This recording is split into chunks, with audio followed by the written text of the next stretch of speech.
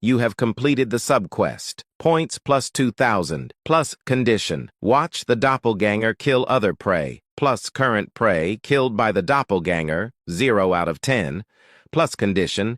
Kill the doppelganger yourself. The subquest also appeared for Ju Seong Tak, who stared at it in the air. Then Ryu said, Ju Seong Tak, run. With that, Ryu sprang into action. Realizing the plan, Ju Seong Tak quickly followed his master. The doppelganger's form flew through the air, pursuing them, and it said, Where do you think you're going, humans? Seeing them flee suddenly, it mocked them. Did you have a change of heart?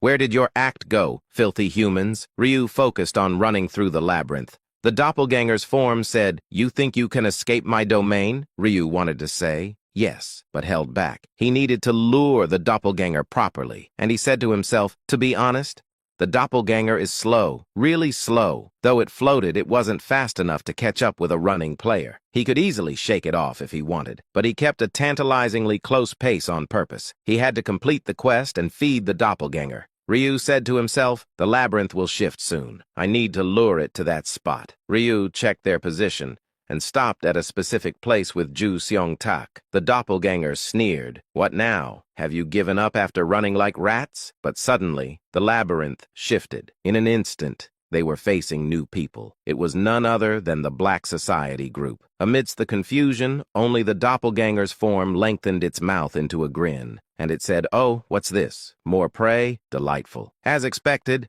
the doppelganger was pleased to find itself amidst the Chinese group, and it said, Then, let's dig in. Shizukan was taken aback. It was fortunate that 2 Asians suddenly appeared in front of him, but the problem was that his subordinates were dying. In an instant, 3 of his subordinates were dead. It was clear that the black figure was the cause. Shizukan inquired, What the hell is that thing? Although he wasn't sure, it seemed to be a ghost-like entity. For now, he needed to deal with this urgent situation, and he said, What are you all standing around for? That black figure is the cause. Kill it! But seeing the familiar face of their comrade frantically waving his hands, they hesitated to swing their swords. But that brief hesitation determined life and death. Chen Fu, now with a sinister smile, had impaled their throats without hesitation, and he said, Heh, idiots, falling for such a simple trick. Humans are all so weak. The doppelganger continued to kill Shizukan's subordinates, turning them into grotesque corpses. Shizukan's face turned pale, and he said to himself, How are we supposed to kill this thing? It doesn't take any damage. Realizing they had no chance of winning, Shizukan attempted to flee, but Ryu stood in his way, wielding his scythe. And he inquired, Where do you think you're going? Shizukan shouted, Who the hell are you? Move aside, Ryu said. Aren't you here looking for me? Shizukan inquired. And who are you? Ryu smirked, casually swinging his scythe over his shoulder, and said, Can't you tell? It's me, Black Scythe. Shizukan carefully observed the opponent who claimed to be the Black Scythe, and he said to himself, Black Scythe? He's a Korean player carrying a scythe, just like his nickname. However, he had never seen him in person before, so he couldn't help but be skeptical. Then he asked, Are you really the Black Scythe? But suddenly he heard his subordinate who said, Shizuka-nim! Ah! Right behind him, his subordinates were dying in desperate agony. Shizukan abruptly turned his head, and he shouted, Hey, you bastard! Move out of the way! Ryu smirked and said, Why don't you stop talking and come at me? Why just stand there? Are you scared? Though his opponent was taunting him, Shizukan couldn't recklessly charge forward, and he said to himself, If that guy is really the Black Scythe, could I take him on in a one-on-one fight against the level 90 Black Scythe? Because of this thought, he couldn't act rashly, but the sound of a neck snapping brought silence to the surroundings. When Shizukan turned around, he saw that all his subordinates were dead, and the black figure was smiling like a human. Shizukan said to himself, Damn it, I've wasted time because of this bastard. Shizukan's gaze turned to the man blocking his path. Now he had no choice. There was no retreat. With enemies in front and behind, he had to break through one side, and he said to himself, If I have to bet on one side, I'll target that bastard who claims to be the Black Scythe. Shizukan's eyes gleamed with determination, and he said to himself, He might not really be the Black Scythe, he might be surprisingly weak. I had to kill this so-called Black Scythe and break through this crisis. Then Shizukan used his skill, Blood Grasp. When he stretched out his hand, a giant hand stained with blood grasped the Black Scythe. Shizukan said to himself, "Got him! It's over! If I can just pull him in, I'll crush his head." Just as Shizukan was about to finish his thought, he was stunned. The Blood Grasp held the enemy firmly, but wasn't pulling him in. Shizukan asked himself, "What's this? Why isn't it working?" Upon closer inspection, it wasn't that the hand was still. The grasping hand was trembling, straining to pull the enemy in. Despite the skill's description stating it would draw the enemy in, it was ineffective. And he inquired, "What's going on? Why isn't the skill working?" But he recalled there were times before when he couldn't pull an enemy in, as opponents with high-strength stats could resist and break free with their strength. Shizukan asked himself, "Is that bastard resisting my skill with pure strength?" Seeing the Black Scythe held by the giant hand without moving an inch, Shizukan was shocked, and he inquired, "How high is his strength?" As the grasp naturally dissolved due to the time limit, the Black Scythe let out a small laugh and said, "Why are you so surprised? Of course it won't work, even though I don't have the blessing." Shizukan inquired, "Blessing? What nonsense are you talking about?" Ryu said, "Not important." The Black Scythe, sneering, put his scythe into his inventory. Shizukan inquired, "What are you doing?" Ryu smirked and said, "Giving you some hope." He inquired, "What?" Ryu said, "I won't use any weapons or skills. Come at me with everything you've got." Shizukan said to himself, "This bastard. It wasn't enough that he blocked my escape. Now he was mocking me." In this situation, if Shizukan didn't feel humiliated, he wasn't a man. Shizukan said, "Fine, I'll grant your wish and kill you." Then he used the Berserker's level 40 skill, Blood Aura. The sword's body was stained red, and the more blood scattered around, the darker and stronger the aura became, capable of cutting through steel like tofu. And it was a powerful buff skill that ignored the enemy's defense. But it was only useful if he could hit his opponent. Shizukan angrily said, "Damn it, why can't I hit him? Why?" Though he swung his sword like a madman, the Black Scythe dodged everything. It was as if he read the sword's path in advance, moving fluidly like water. Ryu said, "Blood Aura is good. It's the inferior version of the Dark Knight's aura, but it's still useful. But if you can't hit, it's useless, isn't it?" Shizukan shouted. "Shut up and die, you bastard," Ryu said. "You should be the one to shut up." Then the Black Scythe attacked only once. It was a simple jab, but it was faster than a bullet, impossible to avoid, a strike beyond human ability. Shizukan, spitting blood, tumbled on the ground in a disgraceful manner. His jaw dislocated, and he felt as if he had been hit dozens of times, his mind in a haze, and he inquired, "What kind of jab?" It was hard to believe that one jab could cause such devastation. Then Shizukan shouted, "You bastard!" Ryu said, "Even with all your teeth knocked out, you still have the strength to curse?" He shouted, "I'll kill you!" Though he realized the difference in power, his pride wouldn't let him yield. He was a leader and the face of the underworld. Yielding meant bringing shame to the underworld. Ryu said, "This isn't the time for pride." He inquired, "What?" As Shizukan turned, a doppelganger seeped into his body. Choking himself involuntarily, Shizukan died with a cracking sound in less than 10 seconds. At that moment, the system message appeared. Condition: watch the doppelganger kill another prey. Current doppelganger's kills, 10 out of 10. You have completed the sub-quest, points plus 10,000. Ryu smirked as he confirmed the reward. A considerable amount of points have been added. It was twice the amount he would have gotten from directly killing the Chinese players. Ryu said, Ju Song-tak must have received the reward too, and all that remained now was to kill the doppelganger. Then the doppelganger stared at Ryu and asked, You fed me on purpose, didn't you? Why did you do it? Did you think I'd spare you if I felt good? Ryu sneered, gathering electricity at his fingertip, and he said, You seem mistaken. You're the one who should be begging for your life. The doppelganger said,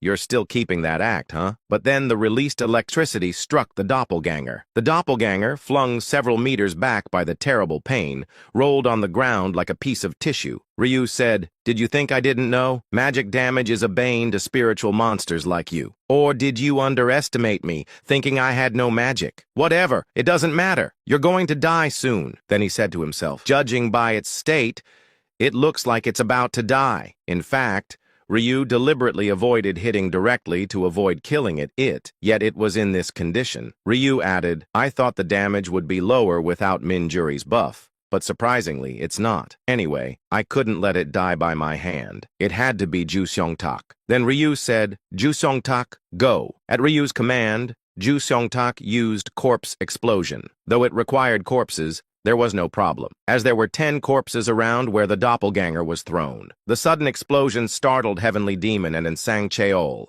And Sang Cheol inquired, what was that? Heavenly Demon replied, sounds like something exploded, but shouldn't we see flames by now? The force of the explosion was enough to set the entire forest on fire, but it's just dark, nothing visible. It was indeed a strange forest. They couldn't track or explore properly and felt like they were walking in circles. Then Heavenly Demon sighed and said, we have no choice but to keep walking. Stay close so you don't get lost. And Sang Cheol said, yes, boss. On the other hand, the effect of corpse explosion was overwhelming. The doppelganger was completely obliterated by the simultaneous explosion of 10 corpses. Normally, a reward message would pop up, but unfortunately, Ryu didn't deliver the final blow. Ju Seong-tak, who delivered the final hit, received the reward, leaving Ryu with nothing. Ryu only got the 12,000 points from the sub-quests for revealing the doppelganger and feeding it.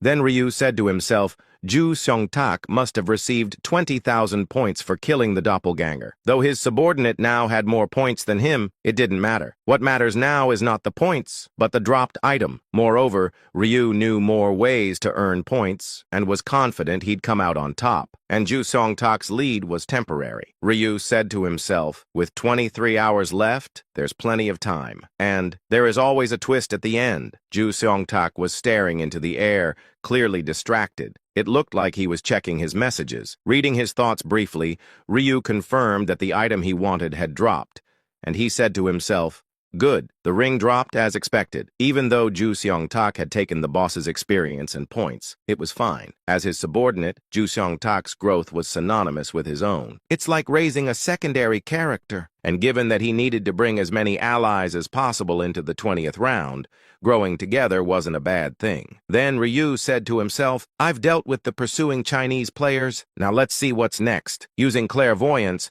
Ryu Min turned his attention to Ma Kyung-rak's group. They appeared flustered by the explosion. Ryu said, the sound of the corpse explosion reached them, but I should check the items first before meeting them. While he planned to lose them in the labyrinth, he couldn't let them wander too long or they might waste a few hours. Then Ryu said, they'll likely attempt to kill other players to accumulate points, given the time wasted in the labyrinth. Ma Kyung-rak, in the 11th round, was always like that, so he needed to be stopped. And only Ryu, with knowledge of the future, could prevent it. Ryu added, no need to kill them. I just need to immobilize them for a while. With a devilish smile, Ju Seong-tak approached, and he said, Master, here are the items obtained from the boss. Without being prompted, Ju Seong-tak willingly handed over the items. Doppelganger's ring. Category, ring. Grade, legendary. Effect, change nickname, usable only in the other world. Durability, 6,000. Usage restriction, expert grade or higher. Description, an item allowing the user to change their nickname at will in the other world. Removing the ring reverts to the original nickname. Ryu smiled and said, this is exactly what I wanted. With this, I no longer had to worry about being tracked by others. Not only can I act as someone other than Black Scythe, but I can also change my nickname freely. It was essentially granting him the power to disguise himself perfectly. Ryu added, not just my face, but even my nickname can be altered now. A complete disguise was now possible. And I also got a god-tier material. Ryu grinned with satisfaction at the additional material he obtained. He was glad he kept Ju Seong-tak alive, and thanks to Ju Seong-tak's Rune of Drop, he obtained the desired item. But his satisfaction was short-lived, and Ryu's expression changed to one of surprise as Ju Seong-tak retrieved another item from his inventory. Ryu inquired, what's that? Ju Seong-tak replied, this is another item from the doppelganger. Ryu took the item, his eyes widening in astonishment, and he asked himself, Was there another item besides the ring and the god-tier material? Ryu quickly checked the details of the new item. Memory erasure potion. Category, consumable. Grade, legendary. Effect, reads and erases desired parts of the target's memory. Usage restriction,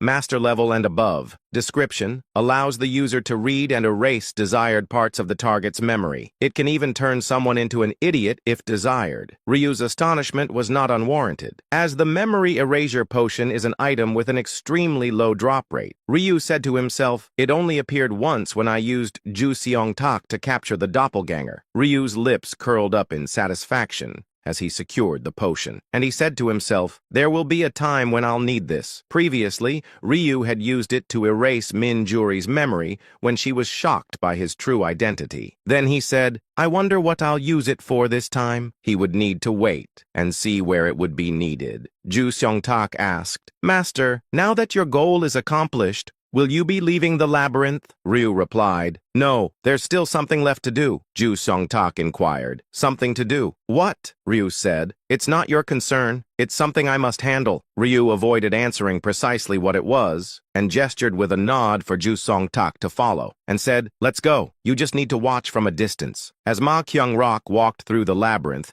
he asked An Sang-cheol, Still no trace of Black Scythe? And Sang-cheol replied, No, tracking still doesn't work, and the presence detecting skill doesn't yield anything either. It seems this forest blocks external signals, he said. That seems to be the case. Then Ma Kyung-rok spoke with a bitter smile and said, I'm sorry, Manager An. It was my fault for insisting on following Black Scythe. And Sang-cheol said, No, it's rather my fault. I shouldn't have insisted on getting the buff from Min Juri, Ma Kyung-rok said. We should have tracked Min Juri instead. If we had, we wouldn't be in this situation, he said. No, your decision was not wrong, sir. We were just unlucky. Ma Kyung-rok wondered if it was really just luck that led them into this labyrinthine forest. And he asked himself, could the prophet have known this would happen when I followed Black Scythe? He couldn't know the truth.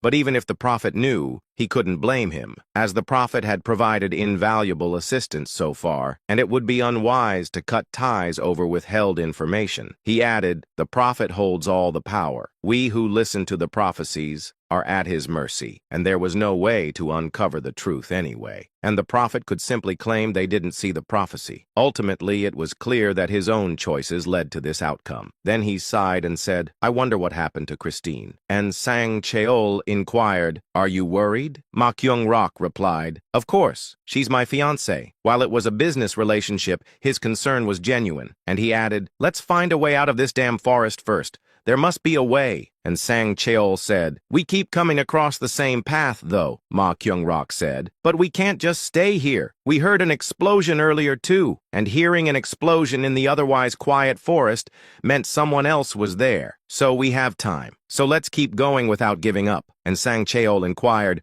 But what if we don't have much time left when we get out? Ma Kyung-rok said, It can't take that long. Can it? As long as we don't lose hope, we'll find a way. It was a hopeful tale, but lacked concrete evidence, and Ma Kyung-rok couldn't guarantee how long it would take to escape the forest, and he said, It could take up to 24 hours, but let's keep going. We have nothing else to do anyway, and if we have some time left after getting out, find foreign players. Kill them indiscriminately, regardless of nationality. Killing foreign players would grant kill points and reduce their points. So, there was no reason not to kill, he added. Other countries are likely thinking the same. There might be a war of killing and being killed for points somewhere. And Sang-cheol nodded in agreement. He had grown numb to killing by the 4th round and had aided Ma Kyung-rok's hobbies even before becoming a player. And killing others was no obstacle for either of them. As they walked down a single path, promising a massacre, they suddenly stopped. In the distance, someone was blocking the path. Ma Kyung-rok inquired, There's a person. Seeing someone was a rare occurrence, and their faces brightened. Seeing a person was as welcome as finding a light in the endless ocean. And Sang-cheol smiled, approached, and said, Hello there. It's good to meet someone here. But his smile disappeared as he got close enough to see the person's face. With a serious expression, Sang-cheol grabbed Ma Kyung-rok's shoulder and said, Sir, wait, Ma Kyung-rok inquired. Huh? What is it? Looking, and Sang-cheol's face was extremely serious. His eyes even showed a hint of anger, and he said, "That guy, it's him." Ma Kyung-rok inquired, "Who? Someone you know?" And Sang Cheol replied, "Yes, it's Hwang Yong-min." Hearing that name, Ma Kyung-rok's expression also hardened. He hadn't seen him before, but he knew the name well from Sang Cheol's stories, and he inquired, "The punk who attacked you and Seo actor in the second round?" And Sang Cheol replied, "Yes." Ma Kyung-rok inquired, "Are you sure? Wasn't he supposed to be dead?" He replied, "According to Seo Arin, yes." The prophet also confirmed it. Ma Kyung-rok inquired, "Then, as you mentioned before, is he an undead?" And Sang Cheol said, "That's how it appears." Ma Kyung-rok had heard of Seo Arin encountering Hwang Yong-min, and that there was a job capable of reviving corpses, and he said to himself, "I didn't take it seriously, but to meet him here." Ma Kyung-rok looked again, incredulous. The figure appeared fully human, clean, and normal, and Sang Cheol inquired, "Sir, could Seo Arin have lied? He looks genuinely human." Ma Kyung-rok said, "I don't know. What's certain is, he's not here just to talk." Then Ma Kyung-rok drew his sword, dripped in dark aura. Hwang Yong-min, standing silently, looked at them with a malicious glare and raised his fist. Ma Kyung-rok said, "Fighting with his bare hands? He must be underestimating us." With a slight laugh, Ma Kyung-rok decided to kill him and take his points. Undead or zombie, what mattered was, he appeared as an enemy. His thoughts were brief, his actions swift, and he said, "Now's the time to strike first." The dark aura surrounding his sword transformed into a giant snaky and lunged forward. If caught by that dark snake, Hwang Yong-min would be drained of his life force to fuel Ma Kyung-rok's dark magic. But Hwang Yong-min was quicker than expected. Dodging the aura like a trained boxer, he closed the distance rapidly. But Ma Kyung-rok was also closing in on him. As he raised his sword above his head, the dark aura retracted to envelop the blade. And he said, "Destructive slash." The level 40 skill of the Dark Knight came crashing down towards Hwang Yong-min. The timing and angle were perfect. It seemed like his head would split open. That's what Ma Kyung-rok thought, until Ryu narrowly dodged the skill. The explosion was louder than anything heard in the forest before, and the spot where Ryu was standing looked like a meteor had struck it. Ma Kyung-rok said to himself, "Damn it. I poured a third of my dark magic into that. Lucky bastard." But there was no time to curse, as Ryu's fist was already inches away. At that moment, dark aura instantly wrapped around Ma Kyung-rok, forming a protective barrier. It was weaker against magical damage, but boasted top-tier defense against physical damage, or so he thought, until Ryu's punch landed. With a cracking sound, Ma Kyung-rok was sent flying. He quickly regained his stance but felt intense pain in his ribs, and he said to himself, "Damn, my dark armor that withstood a minotaur's blow." And he inquired, "Is he really just an undead? How strong is he?" The damage was shocking for an undead. He looked like an ordinary human. Enraged at Ma Kyung-rok's injury, and Sang Cheol charged, swinging his sword, and he shouted, "You bastard!" But despite his ferocity, he didn't even graze Ryu. Instead, he took a punch to the face, stumbling. Then he said, "Sir, get behind me. I'll protect you." Activating the shield skill, Knight's Protection created a wide barrier centered around the shield. He added, "It slows my movements, but protects against 80% of physical damage. Stay behind me, sir, and you'll be safe." At that moment, Ryu, who had closed the distance, struck. The barrier, which had never failed, wavered from a single punch. With the second and third strikes, and Sang Cheol spat blood. The punches penetrated the barrier and damaged him directly. Seeing his comrade suffering, Ma Kyung-rok took advantage of the opening to counterattack. He used half of his remaining dark magic. He timed it perfectly as Ryu was pounding the shield. It was a guaranteed hit, but Ryu dodged even that. His reflexes were astounding. Missing was unfortunate, but Ma Kyung-rok had anticipated such a scenario, and he said, "Devour him." At that moment, the dark aura spread out like a snake, targeting Ryu again.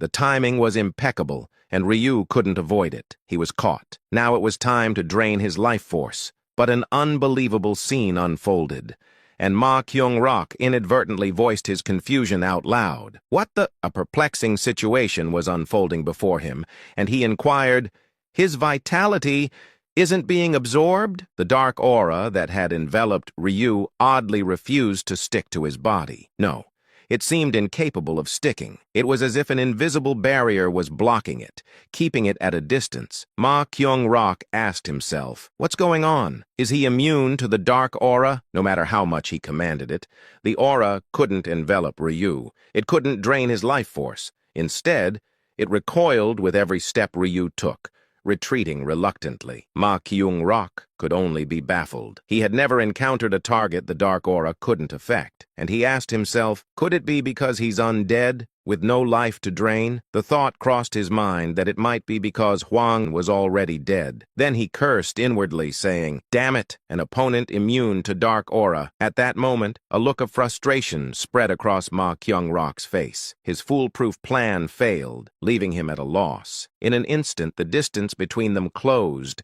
as if space itself had folded. Ryu, who had suddenly approached to within inches, threw a straight punch. The moment Ma Kyung-rok was hit on the chin, he lost consciousness and rolled 10 meters away, and Sang Cheol, whose guard had been lowered, quickly swung his sword, raising his voice. Sir! Ryu easily deflected it with his palm, and similarly knocked out Sang Cheol with a blow to the chin. Having knocked out both men, Ryu casually dusted off his hands, and he said, controlling my strength was a bit tough. He had subdued both men within a minute.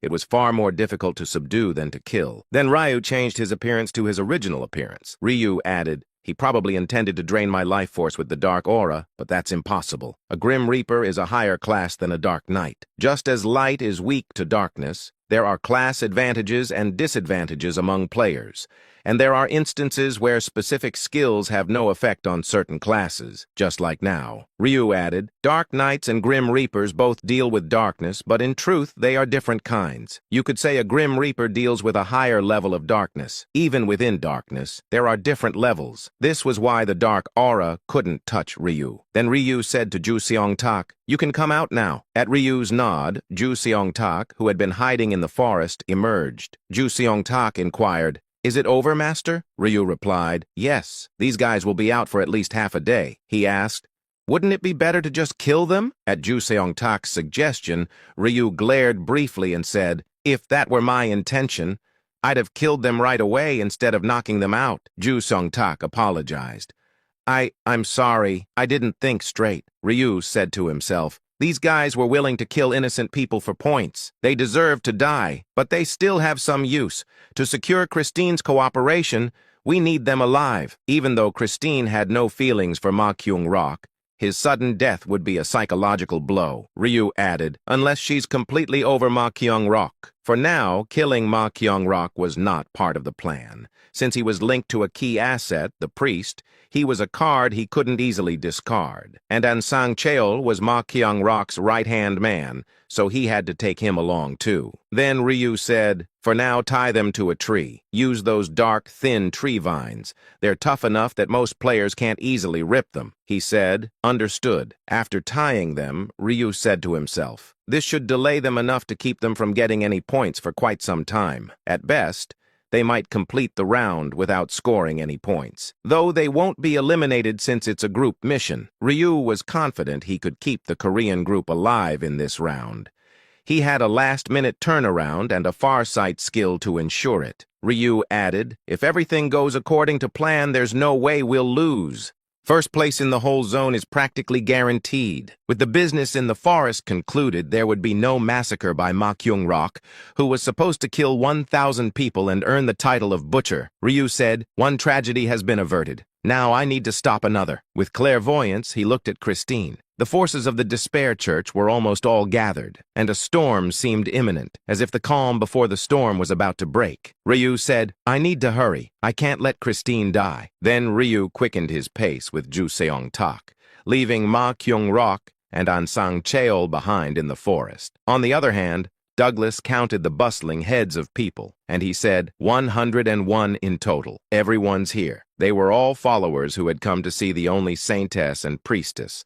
Douglas said to himself, in reality, they're just leeches trying to cling to her. He kept a smile despite his disdain for his companions. As a paladin favored by the priestess since the second round, he couldn't afford to show his true feelings. He said to himself, I mustn't reveal my true nature until the saintess is dead. Douglas didn't know why the Church of Despair wanted wanted to kill Christine. But Douglas had abandoned the Saintess for the Church of Despair. The reason for his betrayal was simple. The Church of Despair offers more benefits. In fact, most of the people here were clinging to Christine for survival rather than genuine devotion, as traveling with a priest naturally increases your survival rate, and the basic skill of a priest, heal, could mend most wounds. Even severed limbs could be reattached and functional with a well-placed heal. Additionally, the blessing of the saint buff increases resistance to status effects and debuffs by 50%, and beyond level 40, priests could even use area of effect heal over time. In other words, priests are optimized for saving lives. Of course, there had to be some benefit for the priest to help people, but no one disliked free healing. That's why 100 leeches gathered around the saintess. He added, "But I hate it. Staying with Christine might increase survival chances, but that's all. There's no internal growth." In fact, priest skills focused on endurance, but endurance alone wouldn't conquer the 20th round. Just as the best defense is a good offense, growing stronger increases survival chances. Having realized this early, Douglas decided to betray Christine, and the Church of Despair focused on growth unlike Christine. He added, "The church provides many items like potions that help with growth.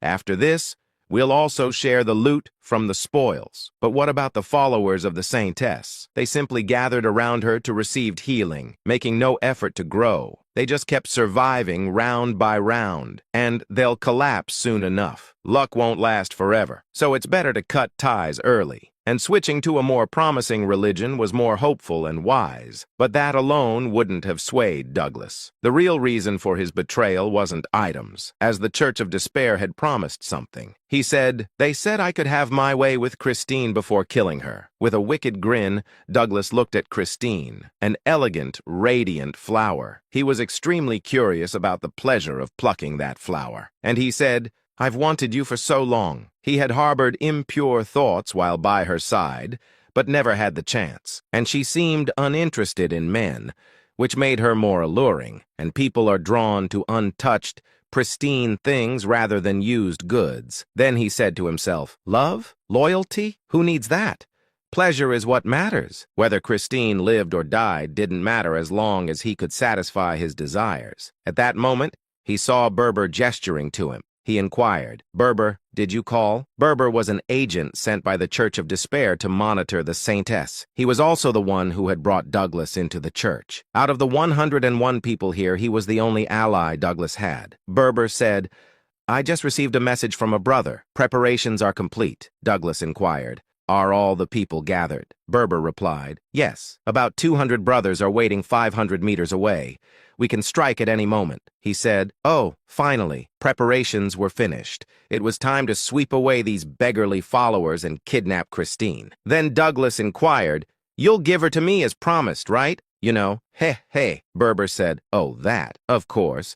The leader has granted you a special 30 minutes in recognition of your contribution." Happily, Douglas said, "Oh, 30 minutes. Thank you. That is more than enough time to enjoy myself." Then he inquired, "What should I do now?" Berber replied, "I'm going to get the brothers. Keep Christine distracted so she doesn't use her detection skills or notice anything. Keep talking to her. Once it starts, subdue her immediately." The so-called paladin, known as the Saintess's Knight, smirked sinisterly and said, "Understood." Christine looked at the gathered people with admiration, and she said to herself, "So many people trust and rely on me." Despite only waiting an hour, over 100 followers had gathered. This was reassuring against any potential ambush. It was like having a thick wall of human shields. Then she said, "Everyone?" At Christine's word, the murmuring died down. A profound silence fell, quiet enough to hear a pin drop. Christine added, "Thank you all for believing in me and following me. Despite not asking you to gather, you've come. I can only do one thing in return." After a brief pause, Christine spoke with a determined look in her eyes. "To protect and stay with you until the end.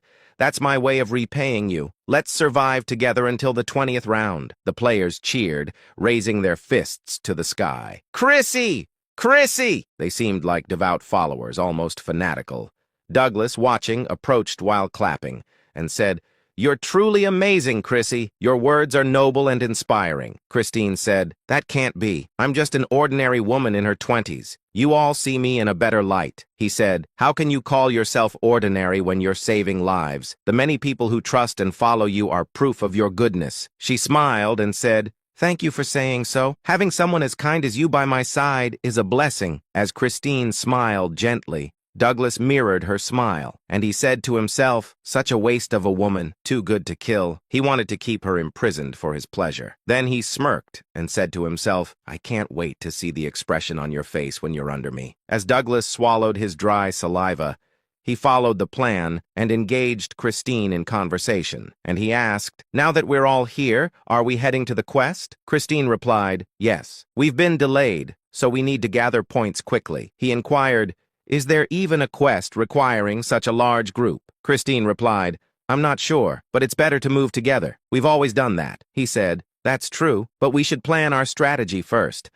I have a plan in mind. Would you like to hear it?" Douglas began spouting pre-prepared lines to draw her attention. Christine found his sudden verbosity strange, and she asked herself, why is the normally quiet paladin talking so much today? Though he claimed to have a strategy, nothing seemed to register. His words were long-winded and irrelevant. She said to herself, "Strange, this isn't like him. Douglas had been with me since the second round. I knew his character well. Very strange. Really, being tipped off by the prophet had made her extremely wary of ambushes. Thus, Christine habitually checked her detection skill, and red dots appeared on the skill she had activated by chance. Douglas's expression hardened for a moment, but Christine didn't notice. She was focused on the approaching red dots, and she said, "Look, there are people coming this way." But before Christine could even scream, Douglas grabbed her forcefully and dragged her away. Christine shouted at Douglas, who grabbed her wrist and started dragging her without warning. "Let go of me! What's going on?" he said. "It's dangerous. Quickly, this way!" Douglas's urgent voice left Christine momentarily confused, and she asked herself, he wasn't trying to betray me? When a typically quiet person suddenly acts out of character, it's natural to be suspicious. She had thought Douglas was in cahoots with these people and planned to betray her, but it was a misunderstanding, and she added, "He's actually trying to save me." Just the fact that they were distancing themselves from the approaching group made it clear. Then Douglas said, "Hurry, follow me. We'll get caught otherwise." She said, "Okay, I understand." Christine mustered all her strength to run, being led by Douglas. She ran without looking back, focusing only on moving forward. She wanted to ask what was happening, but had no time. They were busy getting as far away as possible from the mysterious group. After about 10 minutes, Douglas finally stopped, and he said, "Phew, we've gotten far enough. They shouldn't be able to follow us." Christine, too exhausted to respond, just bent over, gasping for breath. Finally, she had a moment to look around, and she inquired, "Where are we?" They were in an unknown forest. Having run frantically, she couldn't tell which direction they had come from. Douglas said, "I've used the detection skill. It seems we've successfully shaken them off." "We're lucky, Chrissy." She inquired, "Douglas, you know who those people are, don't you?" After a brief silence, Douglas nodded and said, "Yes, they're from the Church of Despair." She inquired, "The Church of Despair?" He explained, "It's a cult born from the ideology of plunging the world into despair. It's a new religion with a strong negative perception of the world, based in America, with over 200 player members. The leader goes by the nickname John Delgado, a necromancer." Christine's jaw dropped as she listened to the explanation, and she asked, "How do you know so much?" Douglas hesitated, then revealed as if in a confessional, and he said, "They approached me to join them." She inquired, "What, really?" He replied, "Yes. Do you remember a newcomer from a few months ago named Berber?" Christine said, "Berber? Yes, of course, I know him well.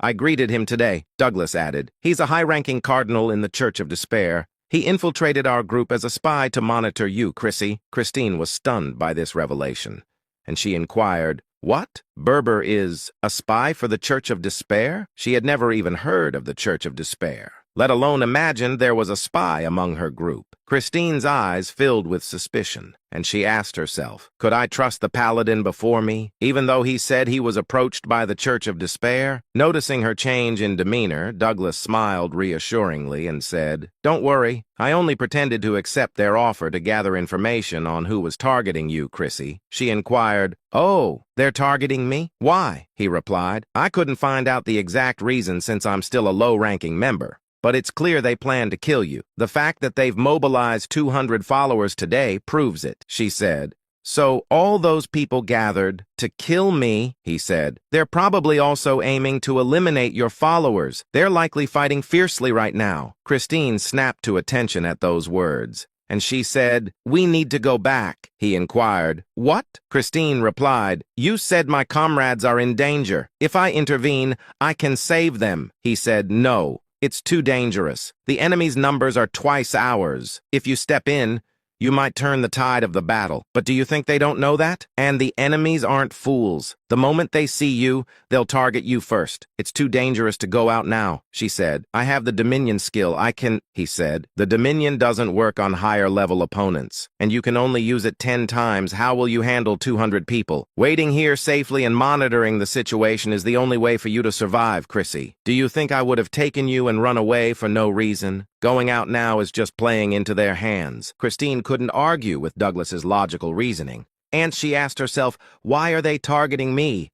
What did I do wrong? Christine clutched her head in her complex emotions. She couldn't think of any reason why they would want to kill her. She had never even come into contact with the Church of Despair. And she said to herself, a necromancer as their leader? I've never seen such a class on the rankings. At least now I know there are enemies who want to kill me. Everything was as the prophet had foretold. She added, then, the one who will save me from this crisis is... Then Christine looked at Douglas blankly, the paladin, praised as the knight of the saintess among her comrades. He was the prince on the white horse from the prophecy who would save her. Douglas inquired, why are you looking at me like that?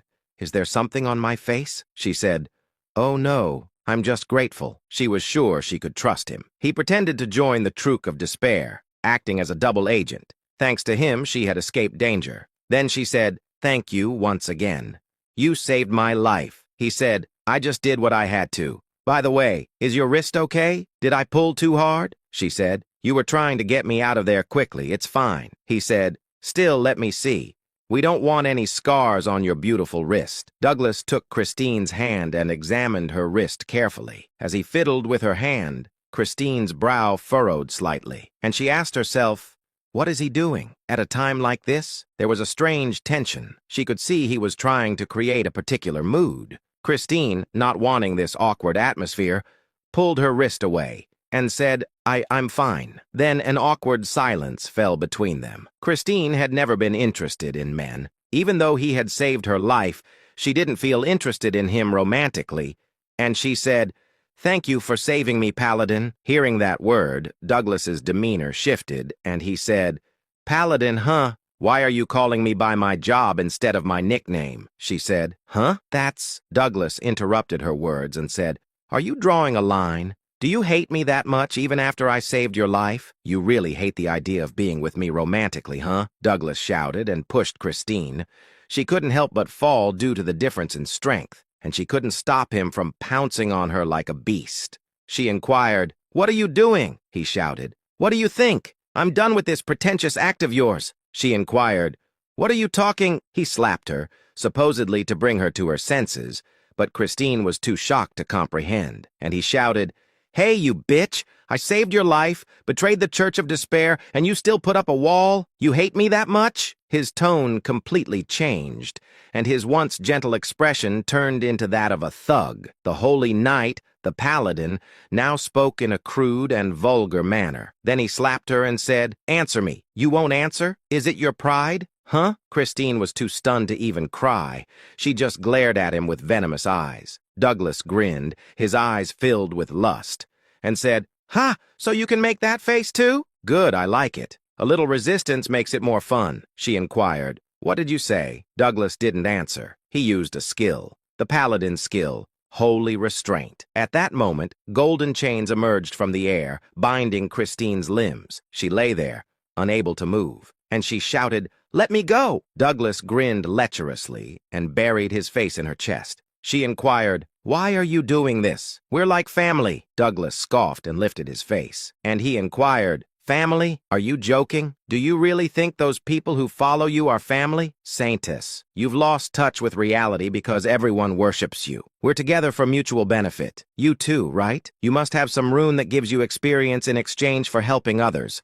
That's why you provide free heals, isn't that right?" She inquired. "You knew?" He replied. "Of course. How else could a non-combatant like you level up? Anyone with half a brain can figure it out. So, family, we're just allies of convenience. That's all?" Christine said.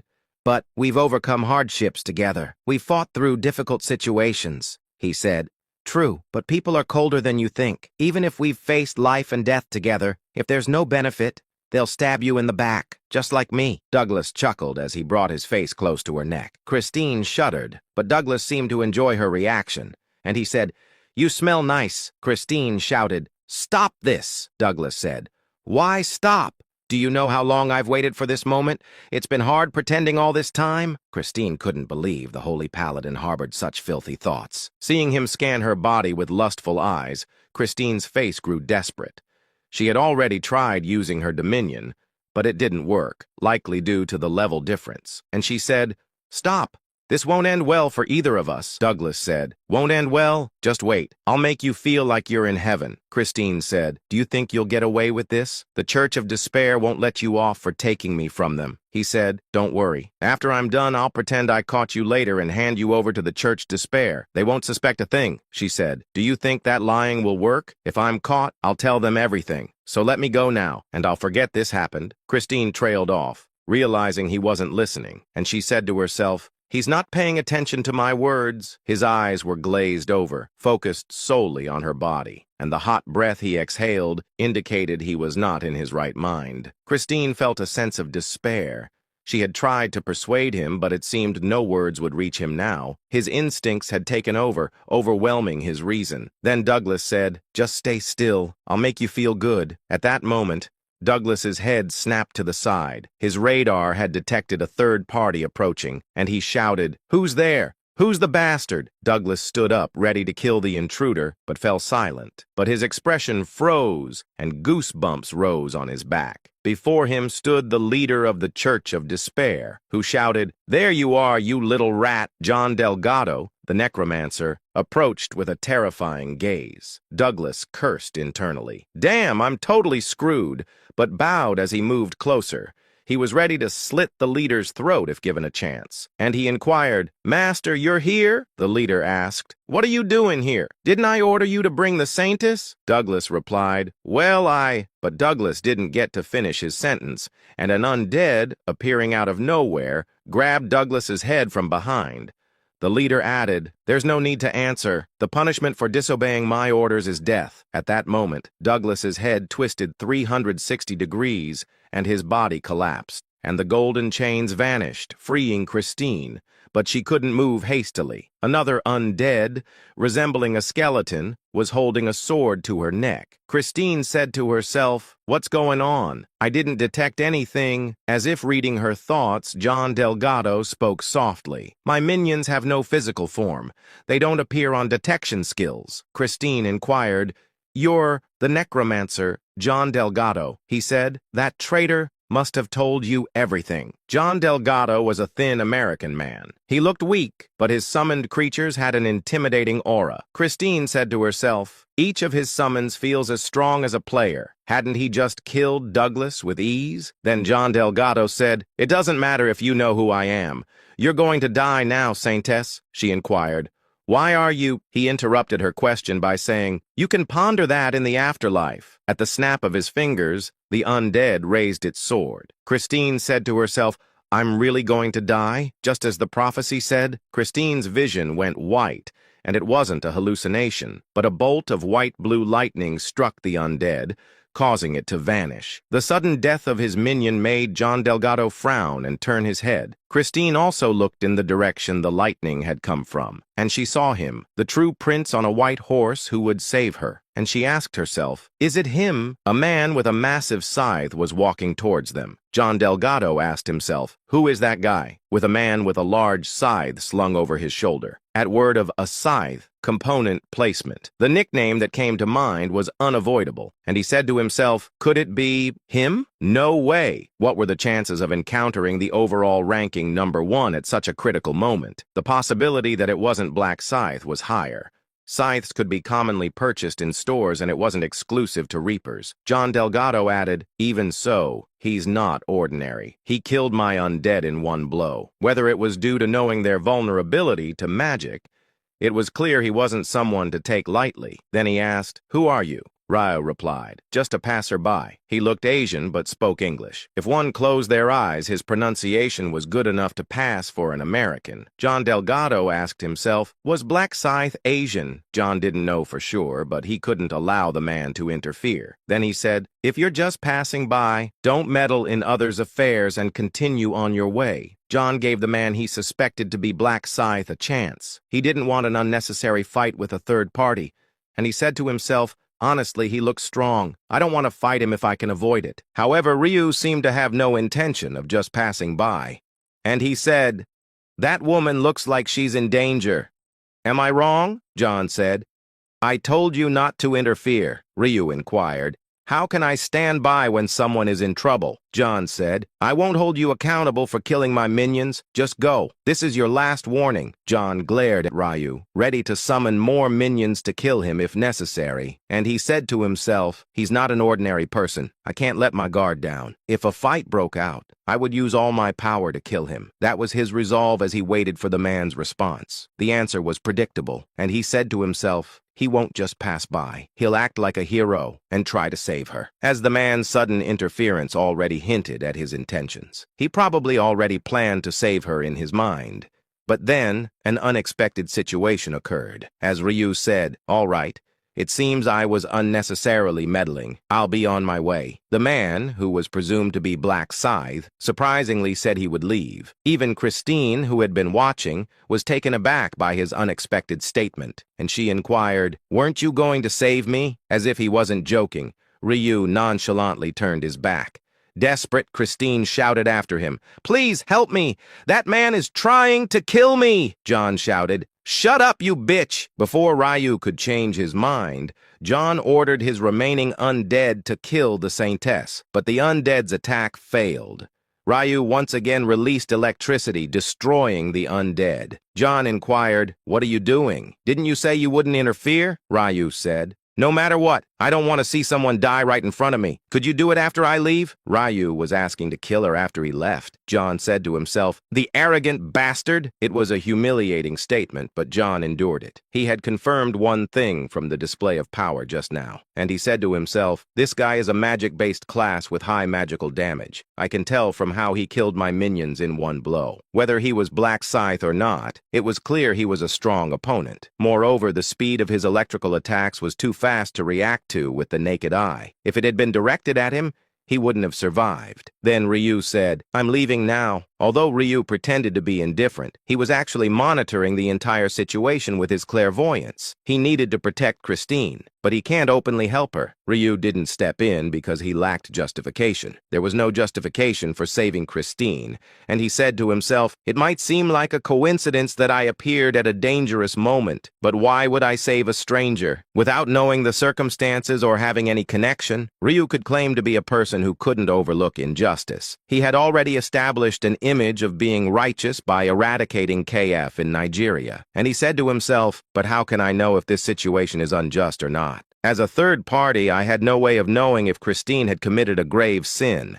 Saving her without knowing the context was meddlesome and intrusive. That's why I need justification, a reason to save her. And without justification, helping her could lead to suspicion. Since it was his first encounter with Christine, an awkward rescue might actually ruin their relationship. Christine pleaded desperately, "Please save me! That man is trying to kill me for no reason." But Ryu remained unmoved, and he said, "That's not enough. If you want me to help, that won't do." She needed to offer something tangible, like an item, to give him a reason to help her. However, Christine seemed too flustered to think of that. John said, "Just keep going. Don't mind the words of that crazy woman. The necromancer urged Ryu to leave. Ryu said, "Fine." Christine said, "Please wait. Just a moment. John shouted. "I told you to shut up, you damn bitch. I'll kill—" The necromancer glanced at Ryu, unable to finish his sentence. He couldn't say he would kill her while Ryu was still there. Ryu said to himself, "He wants me to leave quickly, so he could kill Christine as soon as I left. Without justification, it's tricky." As Ryu pondered, a good idea suddenly struck him. He stopped walking and looked back at the necromancer. The necromancer widened his eyes in surprise, and he inquired, "What is it now?" Ryu furrowed his brows and spoke. "Hey, you. Your tone is pretty rude, don't you think?" In English, there's no formal or informal speech distinction, but there are respectful and disrespectful ways of speaking, and judging by their conversation, it was clear the necromancer's tone fell into the latter category. Ryu added, "Who do you think you are to tell me to go, stay, or give orders? Are you my boss or something?" Picking a fight like a neighborhood thug, Ryu's approach was petty but effective. The necromancer visibly flinched. Ryu asked, "Well, why aren't you answering? Do you want to die?" The necromancer replied, "If I sounded rude, I apologize." The necromancer swallowed his pride and lowered his head. He was eager to get rid of Ryu so he could kill Christine. Ryu said, "I can't let this one pass." Then Ryu brazenly held out his hand. The necromancer inquired, "What is this?" Ryu replied, "If you're sorry, show some sincerity." He blatantly demanded an item. Though it was essentially extortion, the necromancer handed over an item without complaint. And he inquired, "Is this enough?" Ryu shouted, "Are you kidding me? A random material item? What do you expect me to do with this? Are you trying to give me trash and get rid of me?" My mood just soured. The necromancer shouted, "Shit," Ryu inquired. "What? What did you say?" Unable to endure Ryu's provocations, the necromancer finally snapped and shouted, "Die!" 30 undead appeared and attacked Ryu Min simultaneously, a perfect ambush from all directions. But how could Ryu, with his mind-reading and future vision rune, not foresee the ambush? Ryu used his skill, area discharge. At that moment, electricity spread out in a hemispherical shape, instantly destroying everything within a 30-meter radius. John Delgado stared blankly at Ryu after losing all 30 of his summoned undead in an instant. And he inquired, "Who are you?" Ryu inquired. "You just attacked me, didn't you?" As Ryu approached, John Delgado was too stunned to speak. The overwhelming killing intent made it impossible for him to think straight. Ryu added, "I was going to let this slide, but I can't now. You're trying to kill an innocent passerby now?" With a twisted smile, Ryu looked down at him, and he inquired, "Do you want to die?" Finally, a perfect justification for killing him had appeared. When asked if he wanted to die, the necromancer couldn't answer. He was completely frozen, overwhelmed by the killing intent, or he was just in shock because his ambush failed. Ryu said to himself, well, it was understandable. After all, I had just wiped out 30 undead in one go. Although he now had a justifiable reason to kill him, Ryu didn't plan to do so right away, and he said to himself, the necromancer still has value. It would be a waste to kill him now. After the 11th round, someone will approach the necromancer with a proposal. They'll want to form a coalition organization called Messiah. Ryu added, to make connections with those guys, I need to keep the necromancer alive. Besides, there will be times in the 12th round when the necromancer's summoning skills will be necessary, and using him then would make clearing the round much easier. Not knowing that Ryu had no intention of killing him, the necromancer was extremely tense, and he said to himself, I must kill him. If I stay still, I'll die. Although Ryu could read his thoughts, Ryu pretended not to notice and continued to threaten him, saying, why aren't you answering? Do you really want to die? At that moment, the necromancer pointed his staff at Ryu. Instead of answering, he used the corpse resurrection skill. When he turned his head, Douglas, who had been lying like a corpse, was standing as if he had never died. The zombie-like figure reset his broken neck to its original position, startling Christine. It wasn't a mere spiritual undead. It was a true undead with a physical form. Unlike spiritual undead, true undead are immune to magical damage. Ryu asked himself, does he think that because I'm a mage, summoning that thing will help? Ryu chuckled at the thought. It seemed like the necromancer intended to deal with him using just one undead, but it was a futile effort, and Douglas was trying to use a skill, but his head burst before he could finish. Ryu's scythe, which had extended, returned to its original position. The necromancer's face was filled with shock, as he hadn't expected the scythe to extend. Ryu smirked and said, "You thought you could defeat me with just that? Even if you summoned dozens more, the result would be the same." The necromancer inquired, "Who the hell are you?" The necromancer screamed as Ryu mercilessly cut off one of his arms. Ryu said, "You're off balance. Let me cut the other one." Before he could say anything, his other arm was also severed. Next was his left leg. Ryu said, "You're off balance again?" Then he neatly cut off the right leg as well. With his limbs severed, the necromancer looked like he was about to die. As Ryu moved his scythe threateningly again, Christine said, "Wait, please don't kill him." Christine's plea made Ryu halt his scythe. He didn't intend to kill him in the first place. Then Ryu inquired, "Why are you stopping me?" Christine replied, "His subordinates are fighting our comrades nearby. If we take him alive, it might stop the fight." Ryu inquired, "So, you want to use him as a hostage to end the fight?" She said, "Please, I'm worried about my comrades." Seeing her earnest plea, Ryu had no choice but to lower his scythe, and he said to himself, "The fight is already over, though." With his clairvoyance, Ryu had already assessed the situation on the other side. The followers of the Saintess had been defeated. They were all killed, leaving only about 170 of the necromancer's followers. Unaware of this, Christine still believed she could save them. Ryu nodded, pretending to grant her request, and said, "If you insist." Then a warm light emanated from his hand, enveloping the necromancer's severed stumps. The blood that was gushing out like a faucet stopped, and the necromancer's complexion, which was at the brink of death, eased. The emergency treatment saved the necromancer. Ryu said, "I'll show mercy and spare your life. Next time, you better watch your mouth when you meet someone new. You might run into a psycho like me." Even though he had regained consciousness, the necromancer didn't think of responding. He was only thinking about reattaching his limbs when he got the chance. Ryu said, "You won't need this anymore, right?" To prevent any useless thoughts, Ryu burned the remaining severed limbs. Seeing his chance fly away, the necromancer's face turned pale.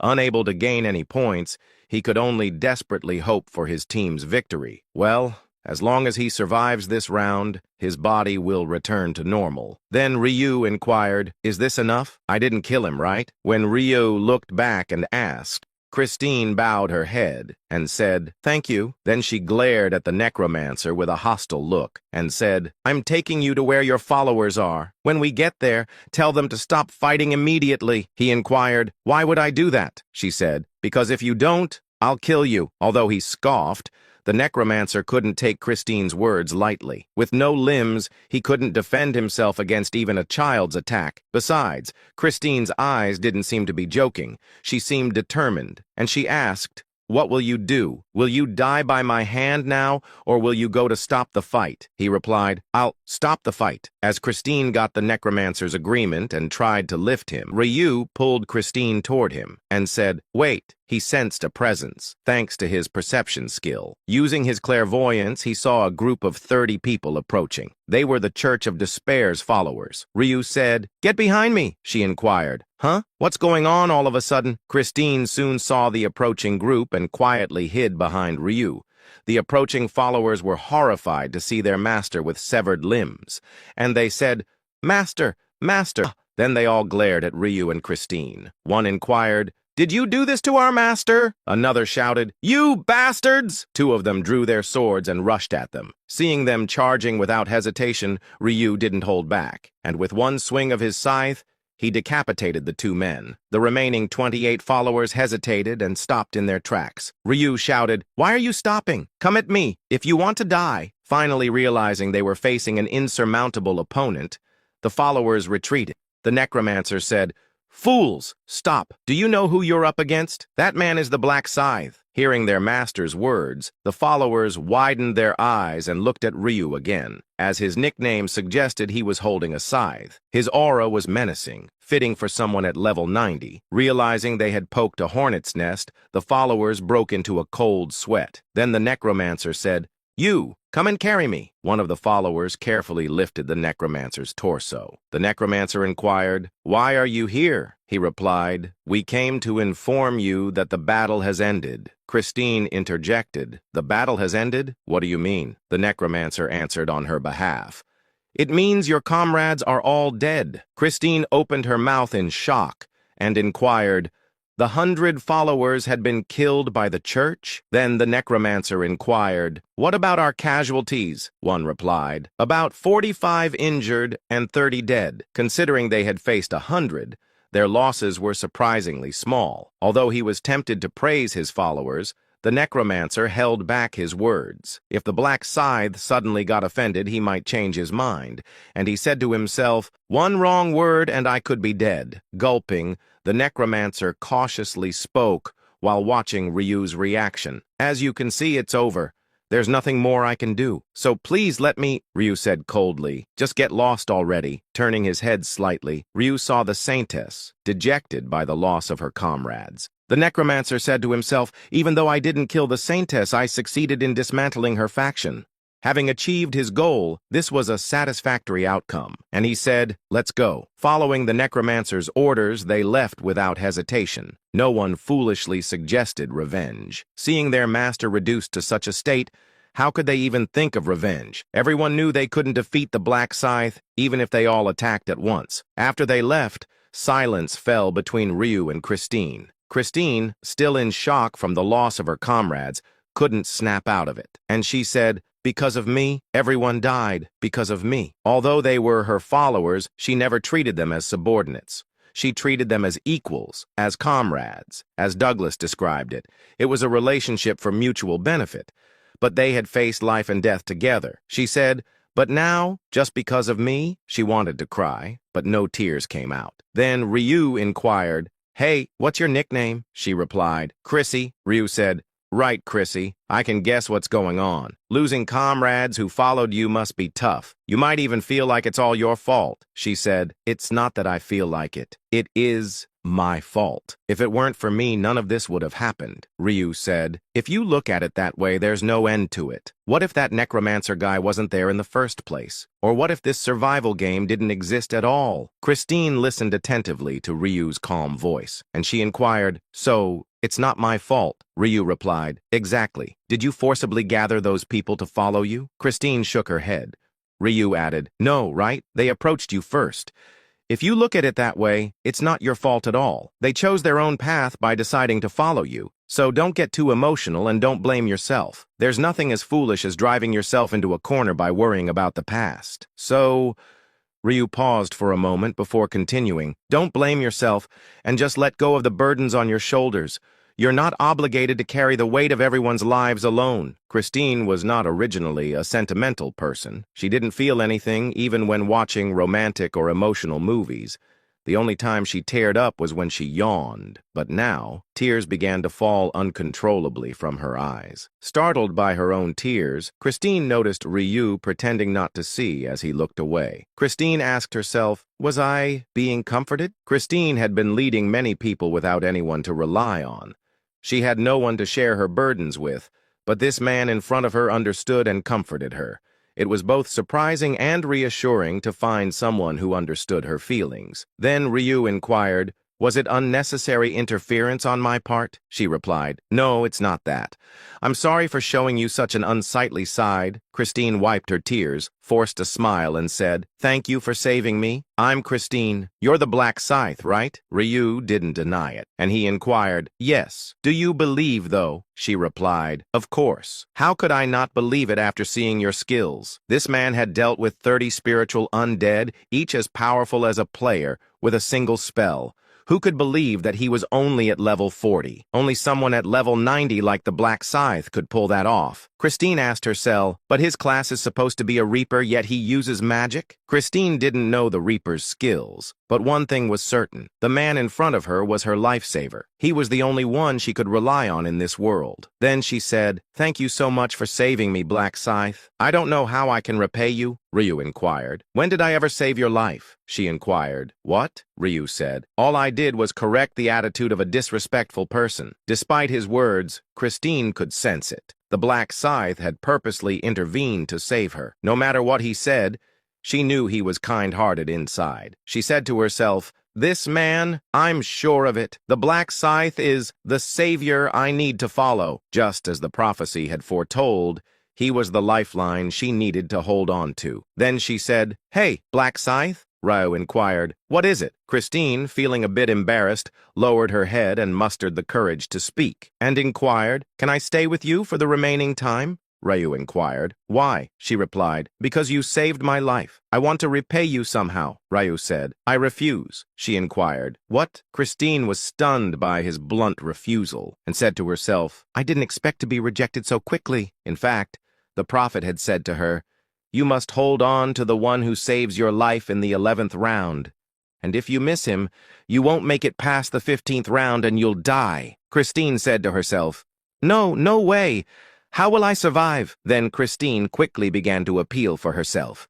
And she said, "You don't know how useful I am, do you? If you get hurt, I can heal you, and I can also apply buffs to prevent status ailments and debuffs, and also," Ryu said coldly. "None of that is necessary for me," she inquired. "Excuse me?" Ryu said. "I don't get hurt, and my resistance to status ailments is already high. There's no reason for me to travel with a priest. Certainly a priest is an excellent partner for survival, and healing is different from emergency treatment, and as the rounds progress, there is nothing scarier than status ailments and debuffs.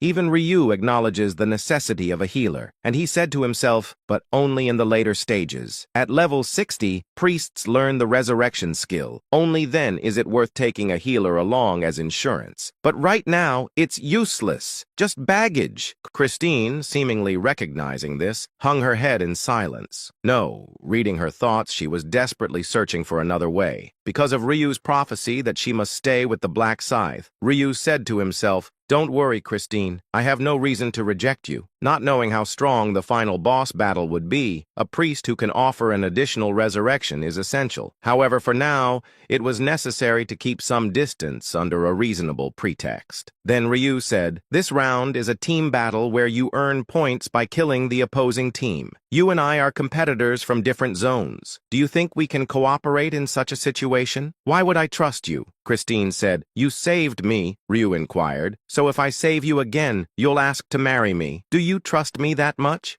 even though you just met me?" In truth, Christine trusted the prophecy. She clung to the black scythe because it said she would survive if she held on to him. But after listening to the black scythe's advice, her thoughts changed, and she said to herself, "If it's this person, I can trust him." Even though they just met, he understood her situation and concerns and gave advice. A man with both strength and insight. He was a sturdy rope to hold on to. Christine added, "Yes, I trust you. I trust you." Ryu sighed inwardly as he watched Christine desperately trying to cling to him, and he said to himself, "This is troublesome. I like having a priest on my side, but she's unnecessary for now. In fact, Ryu could handle most rounds alone.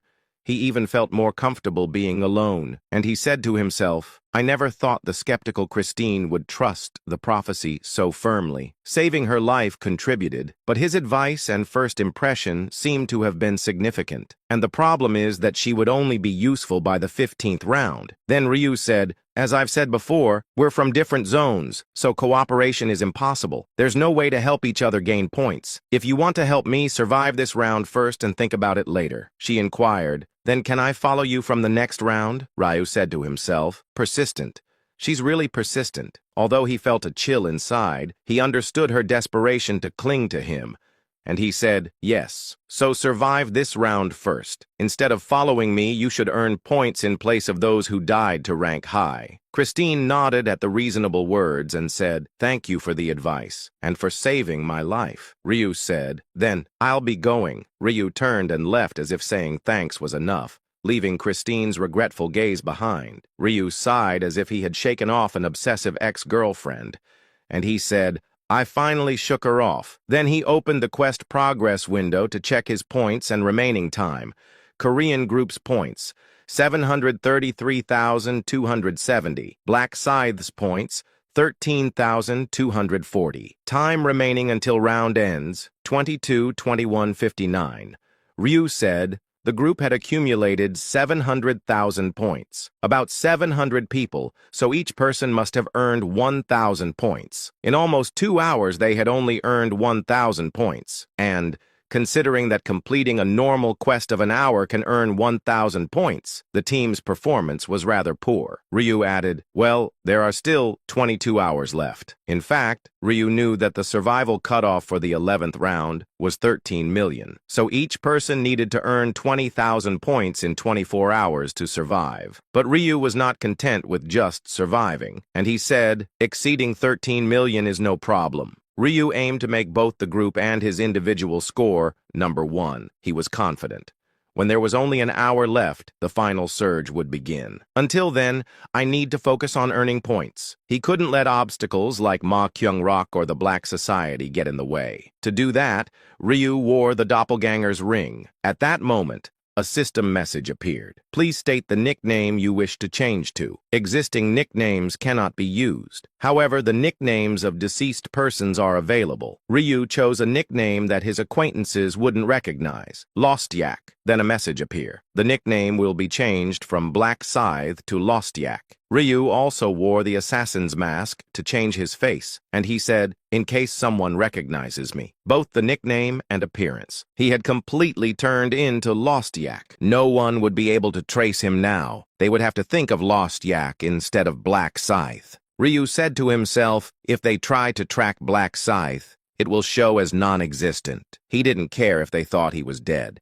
He could just claim that he obtained a rune that cancels tracking. Then Ryu smiled and said, no one will chase me now, so let's start earning points in earnest. He had already planned in his head the most efficient quests and routes to take. Then Ryu disappeared in a flash of light. On the other hand, one player said, ha, this is exhausting. In fact, the previous rounds lasted a maximum of 10 hours. It was manageable without issues like sleepiness or hunger. But the 24-hour 11th round was hard to endure. One player inquired, how many hours are left? Another replied, 4 hours. He said, wow, still 4 hours left? Another said, I'm starving to death. I'm going crazy. I'm so tired. I want to sleep. Jo Young-ho's mercenaries were at their limit. Then one said, boss, can we rest for a bit? We're going to die at this rate. Another said, that's right. Let's rest our eyes for just 30 minutes. Jo Young-ho shouted as if to dismiss their nonsense. Can you sleep when survival is at stake? Your real body is probably sleeping already. Are you planning to sleep in the other world as well? You might never wake up, one said. But we're humans.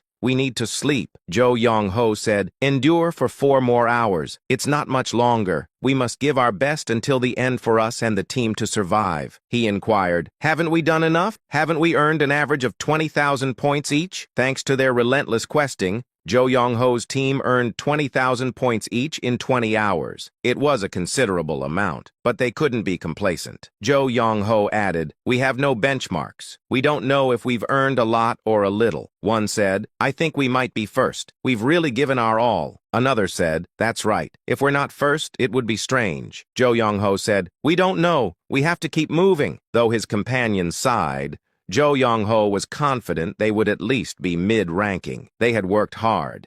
His 30 mercenaries had tirelessly earned points. He said to himself, if only we could know the midterm results. At that moment, when exactly 4 hours were left, a message appeared. There are 4 hours remaining until the end of the current round. The rankings and top 10 of this zone will now be revealed.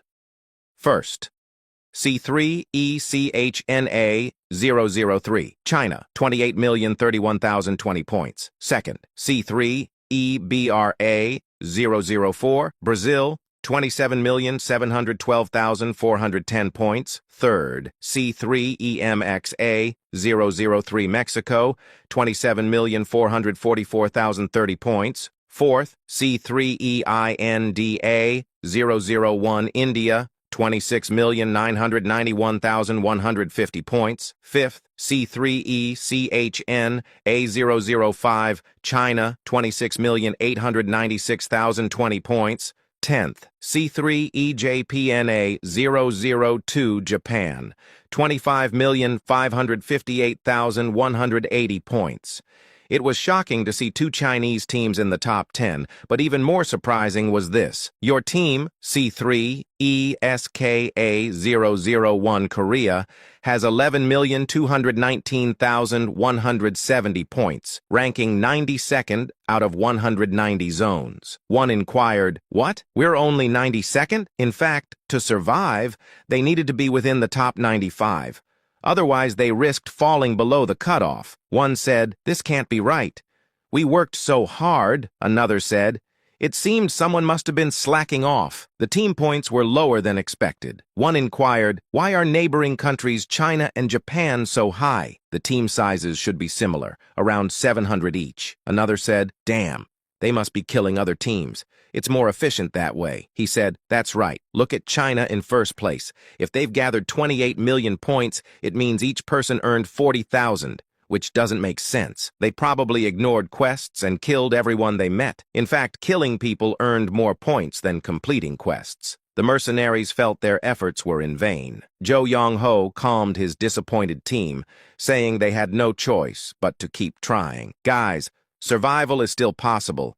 Let's try a bit more. If we don't, we might fall out of the cutoff. And if we don't earn points, everyone here, including Black Scythe, will die." Zhou Yongho and his mercenaries started moving again, determined to make a final push. On the other hand, seeing the Korean team's ranking, Ryu murmured discontentedly, "How frustrating. Barely scraping by. What would they do without me?" Even though the Korean team had top-ranking players, the points were too low. Ryu said, "It shouldn't be this low initially. We should be at least mid-tier." But since Ryu stopped Ma Kyung-rock and Ju Seong-tak from killing, the team points dropped significantly. Ryu added, "I know why, but it's still frustrating. The fact that without killing, the ranking plummets. No matter how fairly they did quests, they earned only small amounts. That's why angels wanted humans to commit murders, watching them destroy each other. But points can be earned without killing. A last-minute comeback is still possible." Ryu said, "I'll push us to first place with one move, both individual and group scores." Ryu's confidence came from one thing. The last chance for the lower ranks was gambling. Ryu smiled and said, "And the way to win at gambling is with clairvoyance. When there's an hour left, a message would appear. Until then, he would earn points steadily." While thinking this, a message appeared before Ryu. The time had come. There is 1 hour remaining until the end of the current round. A special event, Casino, is now open. In the casino, you can increase your points up to 200 times. The location of the casino is confidential. Ryu said, "Hitting it big at the gambling den is the fastest shortcut to earn more points." That's why Ryu spent 23 hours gathering points, to bet his entire fortune at the gambling den. Then Ryu opened the status window to check his points. Korean team's total points, 12,775,330. Black Scythe's points, 103,020. Time remaining until end of round, 00:59:39. Ryu said, 100,000 points isn't bad. Gathering 100,000 points solely through quests? It's possible for Ryu since he knows which quests have the best efficiency, but it's impossible for the average player without committing murder. Of course, the other top 10 killers from different countries probably surpassed 100,000 points by slaughtering everything in sight. Maybe not as extreme as Ma Kyung-rock or Ju Seong-tak, who killed up to 1,000 people. Ryu added, "They must have killed at least 500 in the previous regression. The players below me had around 200,000 points. In fact, 200,000 is extremely high. But even that is a drop in the bucket compared to what Ryu plans to do. He plans to multiply his points by 200 times at the gambling den. That way, achieving the #1 ranking and making his team the top team becomes possible." Ryu added, "With my clairvoyance, there's nothing to worry about. It's as good as one already. As long as Ryu knows the location of the gambling den, there's no issue. Having gone through dozens of regressions, there's no way he could forget its location." Ryu said, "I need to head there before it's too late." Then Ryu began to move towards the gambling den for his final chance. When the message announcing the gambling den's opening appeared, everyone's eyes lit up as they desperately tried to find its location. But with only 1 hour left and this vast continent to search, Finding the gambling den was like finding a needle in a haystack. Ryu said not revealing the location was a smart move. If tens of thousands of people swarmed the only gambling den, that would be a problem. Though everyone had to find it on their own,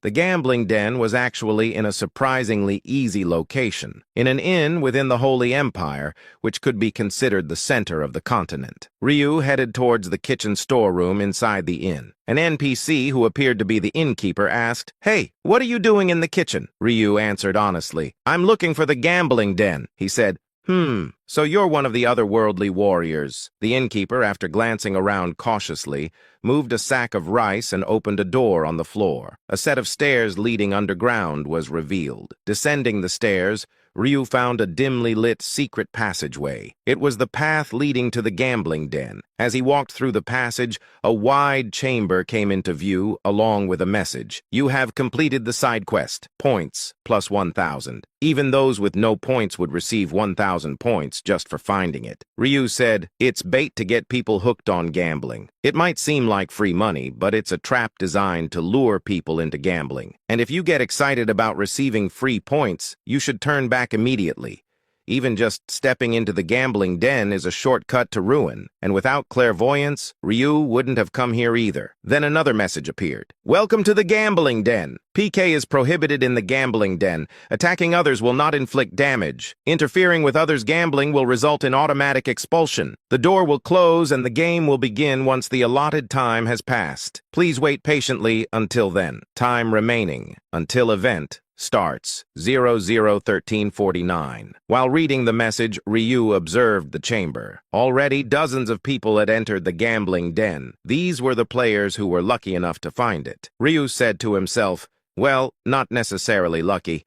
Losing everything and leaving would be the worst outcome." Looking around, he saw both Asians and Westerners. Everyone was waiting for the game to start. One inquired, "Hey, isn't that Black Scythe?" In fact, after Ryu completed several missions and collected points in the form of Lost Yak, and before he came here, he had removed the doppelganger's ring and reverted to his original appearance as Black Scythe. This allowed a few Korean players to recognize him. Ryu said to himself, "With little time left, there's no need to hide my identity. Even if he wins big at the gambling den, his identity will be revealed during the tally anyway." Ryu added, "Everyone's just watching each other silently." As the message stated, PK is prohibited here. Since no damage could be inflicted, everyone was just eyeing each other. Ryu added, "If PK were allowed, people would be fighting over gambling funds right now." However, interfering with others' gambling was not allowed. Thankfully, clairvoyance isn't considered interference. Using it to guess correctly poses no problem. It's a fact verified through numerous rounds. Then a message appeared. Time remaining until event starts. 00:00:00. As time passed and the countdown hit 0, the entrance to the chamber was sealed by an iron door. Now, no one could enter or leave. Soon, a bright light descended into the chamber. Everyone's attention turned to the newly appeared angel, who said, "Hello, aspiring gamblers. I'm Gabby, the guide of this gambling den. Nice to meet you." Contrary to the cheerful angel, the expressions of the people were grim. Most were desperate for points to the extent of gambling their lives. They were filled with anxiety and unease. The angel said, "Oh dear, your eyes look so dark, like veteran gamblers already. Well, let's get started. 59 participants. That's more than I expected. Let me explain the game rules." As the angel flapped its wings, 2 enormous cards, each the size of a person, appeared in the air. The angel added, "The game rules are simple. Here are red and black cards. After shuffling the cards, I'll present one, and you guess its color. Easy, right?" One said, "Just guess the color. Sounds simple." Another said, "Like an odd or even game." As people quickly grasped the game, the angel continued saying, "There's a similar game in the human world, right? Odd even, casino roulette, etc. The odds are 50-50. You can bet as many points as you want, and if you guess correctly, your points will be doubled. If you guess wrong, you lose them all. It seemed like a fair game. The angel added, however, you can't try indefinitely. You have 6 chances. If you win all 6 times, you'll earn an enormous amount of points. Assuming you bet your entire fortune each time and doubled it, you could multiply your points by 64. However, the probability of winning 6 times in a row is only 1.5%. At that moment, one player raised his hand and spoke. Angel, if we only have 6 tries, even if we win every time, we can only get 64 times our points. The message said the maximum was 200 times. The angel scolded lightly. I was about to explain that. Impatient, aren't you? Then the angel said, what I just explained is the standard betting method. For those seeking higher returns, there's the high-risk method. One inquired, high risk? What's that? The angel replied, unlike normal betting where you wager your desired points, the high-risk method requires you to bet all your points. You only get one chance, and if you win, you'll receive the winnings after successfully guessing all 6 rounds.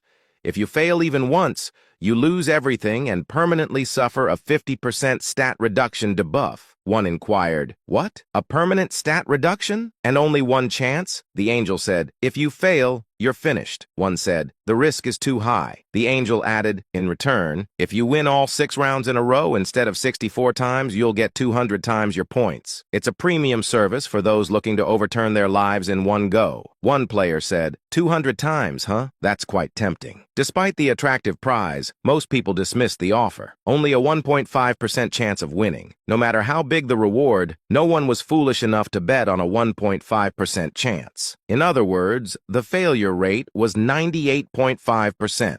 Then the angel said, now shall we choose the method? Anyone who wants to take the high-risk challenge, please raise your hand. The angel's words were met with silence from the players. They merely scoffed at the ridiculous offer internally, and one said to himself, crazy angel, who would bet on the high-risk method? Another said to himself, it's more efficient to bet with a 50% chance of winning and losing. I may be desperate for points, but I'm not betting on a 1.5% chance. The probability was so extreme that no one stepped forward, except for 2 individuals. They were players from the lowest-ranked area, almost certain to be eliminated. They figured they had nothing to lose. And one of them said, I'll take the challenge. Another said, I'll challenge it too. The angel asked, only 2? No one else? Then another person raised his hand. It was none other than Ryu. One inquired in shock, isn't that Black Scythe? Is Black Scythe really betting on the high-risk method? Another asked, why would he risk it when he's not lacking anything? One said, he's out of his mind. Even though they murmured quietly, Ryu's enhanced senses picked up everything. And he said to himself, I understand. I must seem crazy. There's no need to take such a risk. But if they knew about clairvoyance,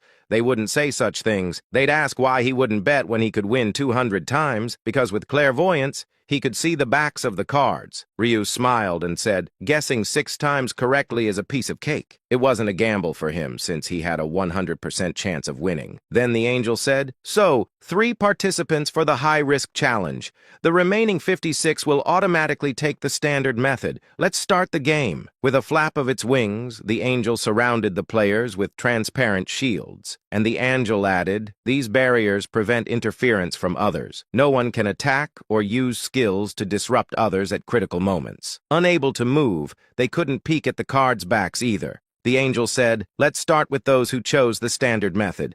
High-risk participants, please wait a moment. It won't take long. First game, here we go. The 2 enormous cards shuffled in the air before one was presented, and system window appeared. Guess the color of the next card. Choose red or black and bet your points. Players, seeing the selection window before them, hesitated. Staring at the card did nothing to reveal its color. It was purely a game of chance. The angel said, please make your choice within a minute. Ready? Let's reveal the card. Then the angel revealed the card. One said happily, yes, it's red, while another said, damn it, I'm ruined. As cheers and groans echoed, the second game began. The game was fair. The cards were shuffled in plain view without any tricks before being revealed cleanly, and the backs were completely hidden, forcing players to guess blindly.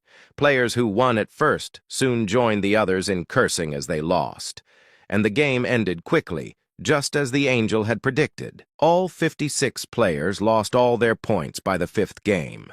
The angel said, no need for all 6 rounds. all eliminated by the fifth game. Unfortunately, your chances are over. One player said, Angel, please, just one more chance. Another said, please give us some points, Angel. Desperate to recoup their losses, the players begged, but to no avail. Then one player inquired, Angel, I have a question. The Angel inquired, what is it? He asked, if we still have chances left, can we borrow points from others? Another said, right, we still have one last chance. Please let us borrow points. The Angel said, that's pathetic. Points cannot be transferred. Give up already. The players hung their heads in despair, and they said, it's over. If I'd known, I'd have taken the high-risk bet. Among those with 0 points were some Koreans, too. One of them said, what about our group points? This is bad. If we get eliminated, though they trembled with anxiety, none thought the Black Scythe would win. Then the Angel said, next up, high-risk participants, get ready. Ryu's turn had come. The Angel added,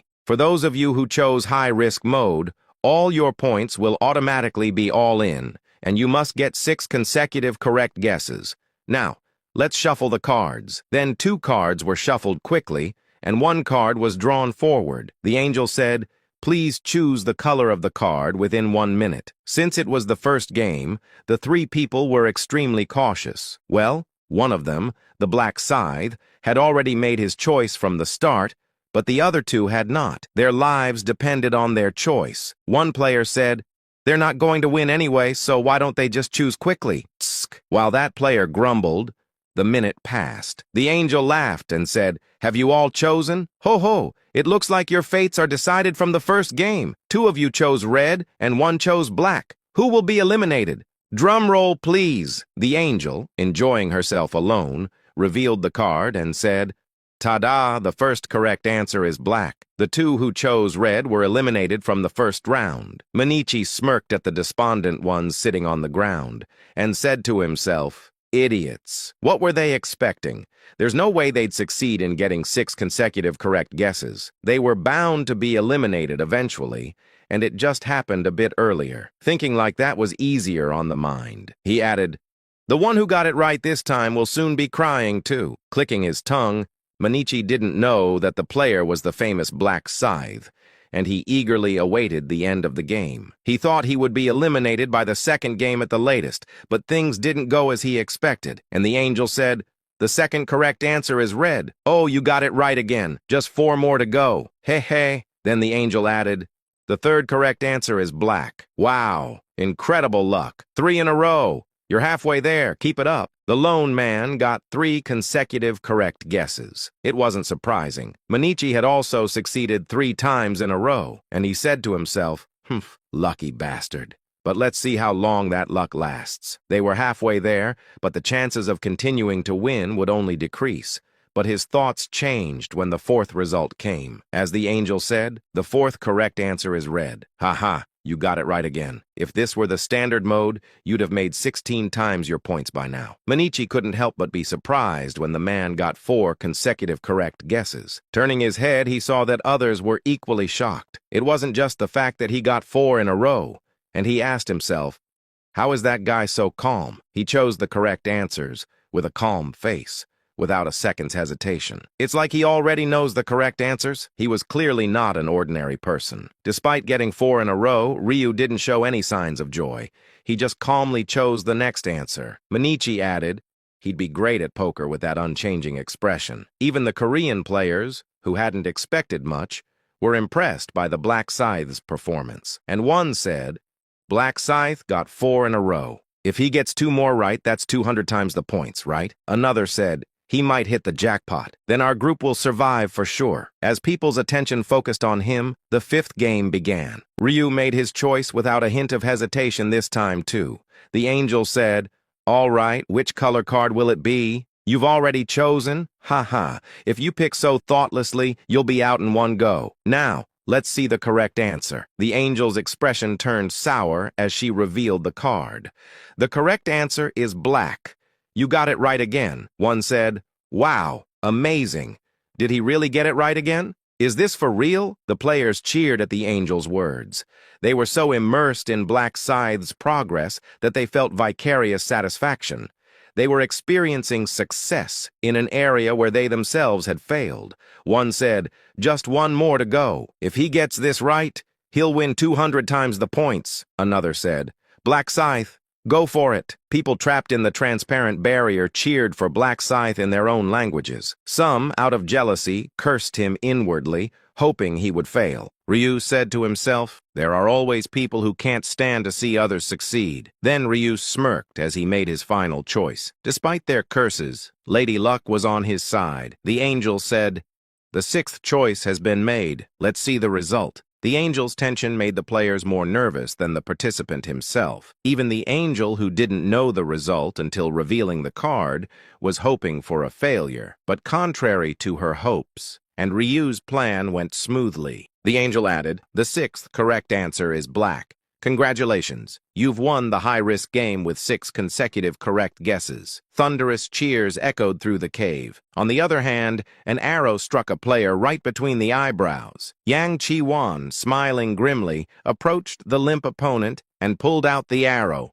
licking the blood on the arrowhead. And he said, even if it's an avatar created in another world, the blood tastes just like reality. As the top-ranking member of the Black Society, he began killing people as soon as the 11th round started. True to his role as a hunter, killing players earned points, so there was no reason not to kill. Then he inquired, how many have I killed so far? In response to Yang Chi-wan's question, the second-ranked member, Zhang Sui, answered respectfully, you've killed exactly 552 people. He inquired, how much time is left until the end of the round? Zhang Sui replied, 1 minute remains. Yang Chi-wan laughed and said, I've used my time wisely. Then Yang Chi-wan glanced at the progress window. Points earned by the China team, 30,621,490. Points earned by Yang Chi-wan, 220,840. Time left until the end of the round, 0.000094. Seeing the team's total points of over 30 million brought a smile to his face, and he said, there's no doubt our region is first place. 4 hours ago, their region was in first place in the calculation results. It was impossible for the lower-ranked regions to catch up in such a short time. They had killed even more people during the final sprint than before. Thanks to the team's united effort to hunt players for 24 hours, they had achieved first place in the region. Yang Chi-wan said, not only the team, but my individual score should also be first. He had not wasted a single second, killing players tirelessly. The points he earned through such relentless effort convinced him that he was the top scorer. Then he said, Zhang Sui, how many points do you have? Zhang Sui said, roughly 160,000 points. He said, that's not much, but don't worry. It's certain that China is in first place. Zhang Sui said, I'm not worried. Rather, I want to congratulate you in advance. Yang Chi-wan inquired. Congratulations? Zhang Sui said. Isn't it almost certain that you'll be the top individual scorer? He said. Of course, Zhang Sui said. I heard the rewards have improved from this round onwards. Congratulations. He said. There's no need for congratulations. We've been first in the regional rankings so many times that it's getting tiresome. Despite his words, Yang Chi-wan couldn't stop smiling, and he said to himself, I'm looking forward to it. What will the first place reward be this round? What can I buy in the special shop that opens? And since the regions were integrated into one, being first this time was akin to being the top across all regions. Knowing this, Zhang Sui brought up Black Scythe and said, no matter how great Black Scythe is, he'll have to give up the first place this time. Yang Chi-wan said, of course, no matter how skilled he is, there's no way he has more points than me after I've killed hundreds of people over 24 hours. And that bastard Black Scythe will see his record of first place broken for the first time because of me. Yang Chi-wan raised his head arrogantly, smiling proudly. Then a message appeared. Time limit has been reached. Moving to the neutral zone. With the end of the time limit, people were transported to a colorless space. Then the angel appeared and said, Ho ho, does it feel like there are fewer people than before? The angel, who appeared as if she had been waiting, looked around at the gathered people and said, we started with 130,000 people, but now it's down to 80,000. Have you been killing each other for points? The question, asked with a smirk, was rhetorical, and she added, it doesn't matter. The number of people doesn't change the fact that groups survive based on their points. Let's see which groups have survived. Yang Chi-wan said, No need to look. We must be first. Yang Qiwan smiled as the results screen appeared. No, he was about to smile when he saw the results. 11th round, results first. C3 ESKA 001 Korea, 34,269,330 points. Second, C3 ECHNA 003 China, 30,621,490 points. Third, C3 EBRA 004 Brazil, 30,264,000 points. Fourth, C3EMXA 003 Mexico, 29,931,360 points. Fifth, C3EINDA 001 India, 29,602,040 points. 10th, C3EJPNA 002 Japan, 28,004,220 points. Yang Qiwan's face darkened at the realization that his team wasn't in first place, but second, and he inquired, "What? Second place? And what's this?" First place is Korea. The country that hadn't even been in the top 10 was now sitting at the top, and he inquired, "No way! Did they really gather enough points to surpass us in just 4 hours?" It was unbelievable. But the next screen would be even more shocking. Then the angel said, "We've seen the group results. Now let's look at the individual scores." The angel's wings fluttered, and a new results screen appeared. First, Black Scythe, level 90 Reaper. Points, 20,804,000 Yang Qiwan. Lovey 50 Hunter. Points, 220,843rd. Dark Soul, level 50 Sniper. Points, 200,124th. Swingman, Lovey 49 Martial Artist. Points, 194,205th. First Warrior, level 49 Swordmaster. Points, 184,880. 10th, Zhang Sui, Luv 48 Assassin. Points, 161,200. Yang Qiwan's jaw dropped in shock, and he said, "No way." The gap between the first and second place was nearly 100 times. On the other hand, Zhou Yongho stared at the results screen, his mouth agape in disbelief, and he inquired, "Are we really in first place?" He blinked and rubbed his eyes, but the screen didn't change. And with 34 million points, South Korea was at the top. However, what was even more surprising was the individual results. Then he inquired, "Black Scythe is in first place. Did he really gather 20 million points by himself? Is that even possible? What is this? A bug?" The astonishment continued, and everything seemed uncertain except for one thing. It's thanks to the Black Scythe that our country is in first place. No one could refute Zhou Yongho's statement, and the mercenaries nodded in agreement. In fact, South Korea should have been stuck around the 90th place with just 13 million points, but he single-handedly catapulted them to first place with 20 million points. And even if there wasn't a specific reward for being in first place, it undoubtedly elevated the country's prestige. Then one player said, "Unbelievable, 20 million points on his own. Isn't Black Scythe a Korean player?" Another said, "He's truly amazing. I want to visit Korea now." Players from other countries who were watching also shook their heads in disbelief at Black Scythe. Even the angels were astounded, which said it all. And the angel inquired, "Wow, how did you manage to gather 20 million points by yourself? This is the first time I've seen something like this. Did you really win the gambling game, Black Scythe?" Ryu didn't deny the angel's question, and he said, "Yes, that's right." Even the angel was impressed by the Black Scythe and said, "It's not easy to bet everything on a 1.5% chance. Is this what it means to have the qualities of a gambler? You're quite a remarkable human." Some were shaking with rage, glaring at the Black Scythe with anger. The angel added, "Then, as promised, the representative of the unified zone will be granted to the first-place winner, the Black Scythe. As a reminder, the authority power of the remaining representatives will be revoked." Then a message popped up. Player the Black Scythe has become the new representative of CAEA 001. Ryu smirked as the message popped up, and he said to himself, "Finally, I've become the sole representative of the zone." Previously, with many zones, there were frequent unifications and changes in representatives, but not anymore. With the zones now unified into one, he was the sole representative and the only one who could use the authority of dominance. Ryu added, "Now, if I want to, I can command the players as I please. Well, I'll save it for the final moment. Since opportunities were limited, It was best to save the authority as much as possible. Then the angel said, now that the results are out, it's time to eliminate all the teams ranked below 95th place. As the angel signaled, the elimination process began. Half of the teams screamed as they turned to ashes and scattered. The angel added, now there are exactly 40,021 survivors. That's quite a lot, isn't it? Compared to the beginning, only 30% were left. Yet the angel made it sound like a lot. Then the angel said, congratulations to the 95 surviving groups.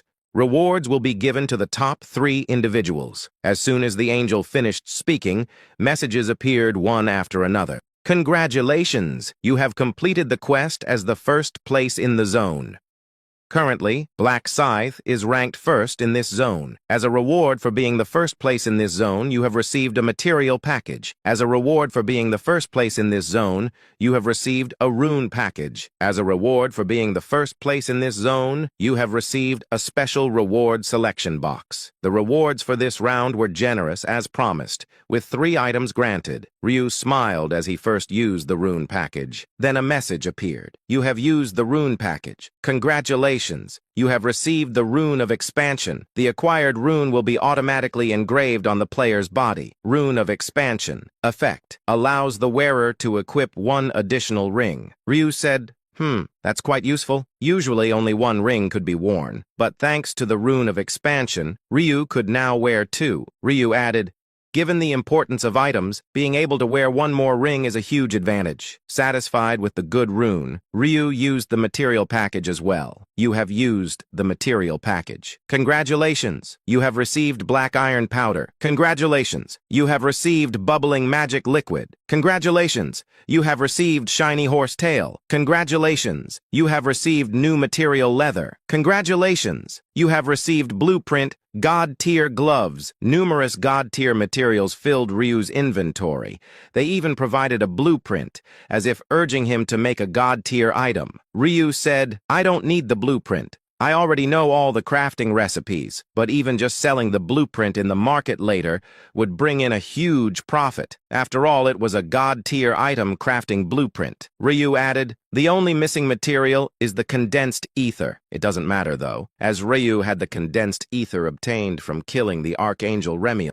Ryu said, with this, I can make my 3rd God-tier item. The crafting progress was faster than expected. He didn't expect to get condensed ether from killing the Archangel. Ryu added, I'll make the God-tier gloves after I return. Ryu then used the last remaining special reward selection box. You can choose one of the following special rewards. Please touch the desired reward. 1. Experience points double increase. Buff, limited to the 12th round. 2. Stats, 50% increase buff, limited to the 12th round. 3. Information about the 12th round. Without hesitation, Ryu chose the second option, and he said, increasing stats is more important than experience points now. I can level up later. The angels who suspected him wouldn't stay idle forever, and to prepare for any unexpected attacks, it was better to increase his stats. Then the angel said, have you all received your rewards? Then we will now open the special shop. As soon as the angel finished speaking, a message appeared.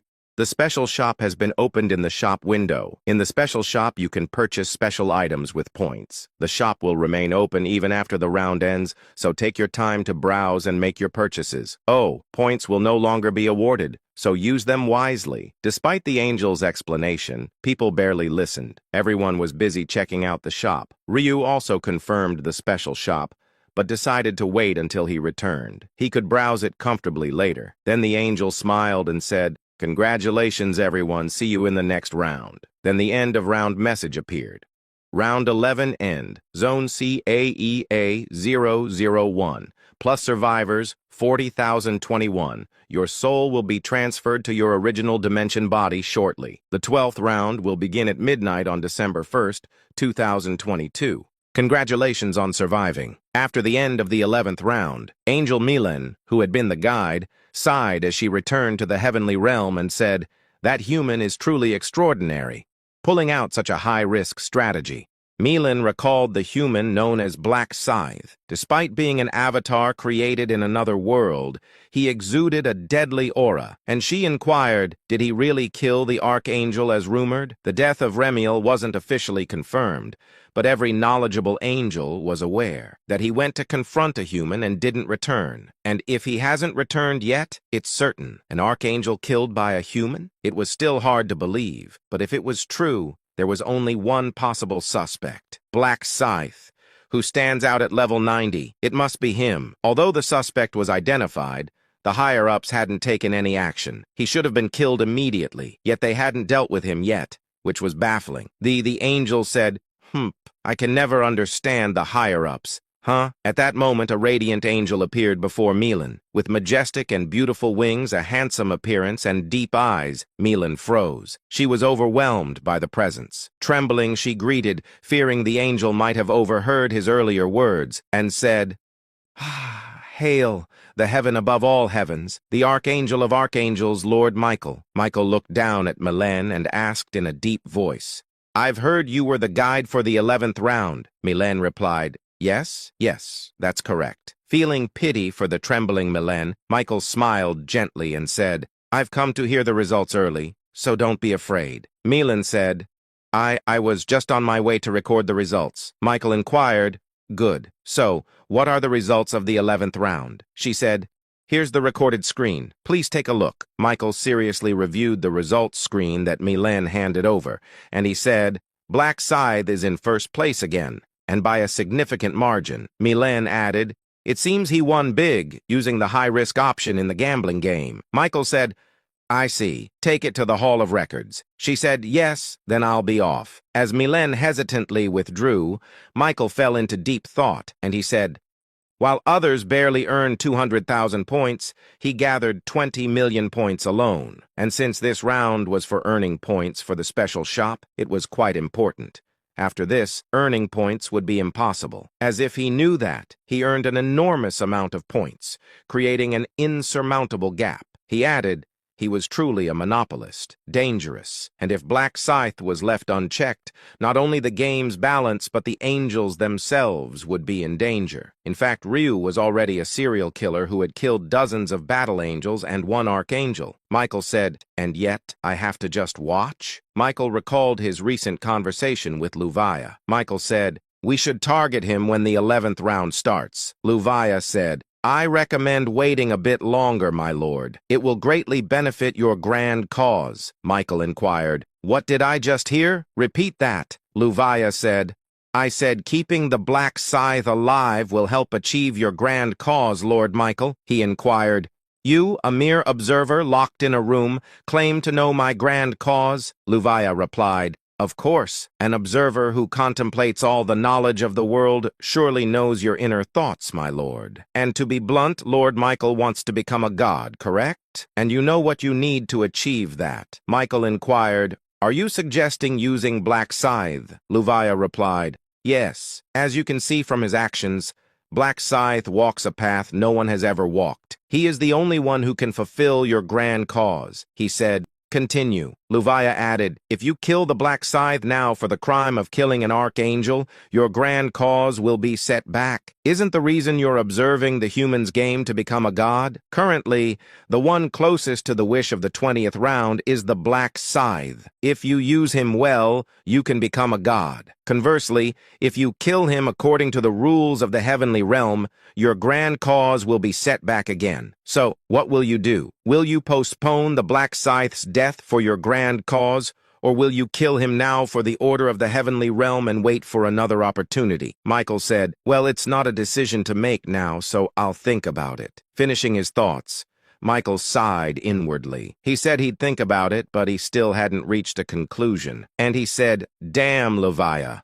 What do you want by shaking my mind like that? Considering he brought it up suddenly, he probably wanted the Black Scythe to be spared. No, more likely, he wanted Michael to become a god. Michael asked himself, what does he plan to do once I become a god? No matter how much he pondered, he couldn't grasp the Luvaya's intentions. It only made his thoughts more complicated. Michael inquired, To disgrace an angel and keep that cheeky brat alive for my grand cause? It was absurd. But Luvaya's words had some truth. To achieve a grand cause, sacrifices were necessary. Such an opportunity might never come again. Justice or the grand cause? After much contemplation, Michael finally made a decision, and he said, well, an angel is inherently a selfish being. He decided to overlook Black Scythe's crime. On the other hand, Christine opened her eyes slightly and turned her head, only to be startled. Her father, looking haggard, was sitting next to her bed like a caregiver. She inquired, "Father," her father said. "I'm so glad you're safe." She inquired, "How did this happen? Did you stay awake waiting for me?" He said, "Do you think I could sleep? My daughter didn't wake up for 24 hours. As her father, Nathan's worry was natural, especially because he had heard about the misfortune that could befall in the 11th round. He couldn't help but be particularly anxious. When Nathan wiped away the tears that had trickled down, Christine was surprised. It was the first time she had ever seen her father cry. Christine inquired, "Are you crying?" Her father said, "Don't misunderstand. These are tears from being sleepy. Anyway, why did it take so long?" She said, "This round's time limit was particularly long, 24 hours. Just then the door opened, and Jeffrey came in. And he said, "Ah, you're alive, Christine." She said, "Somehow, yes." Christine's reaction was cold. She didn't even look at him, clearly still angry about the last incident. His resentment towards the prophet had disappeared after being controlled by Yamti, but not her anger. Then her father inquired, "Daughter, what happened? Did you really get attacked as prophesied?" Christine began to recount what she had experienced with a complicated heart. The ambush by the Church of Despair, the betrayal of the trusted paladin, and the appearance of the necromancer leader. Jeffrey couldn't contain his anger when he heard that the paladin had tried to force himself on Christine, and he said, "That beast of a man! Christine, he's definitely dead, right?" Christine said, "He's dead. I saw it clearly with my own eyes." Her father said, "To think I kept such a devil by my side." "You can't trust those who follow you either," she said. "It's not a matter of trust. All of my 100 comrades were wiped out in the Church of Despair's ambush." The two fell silent.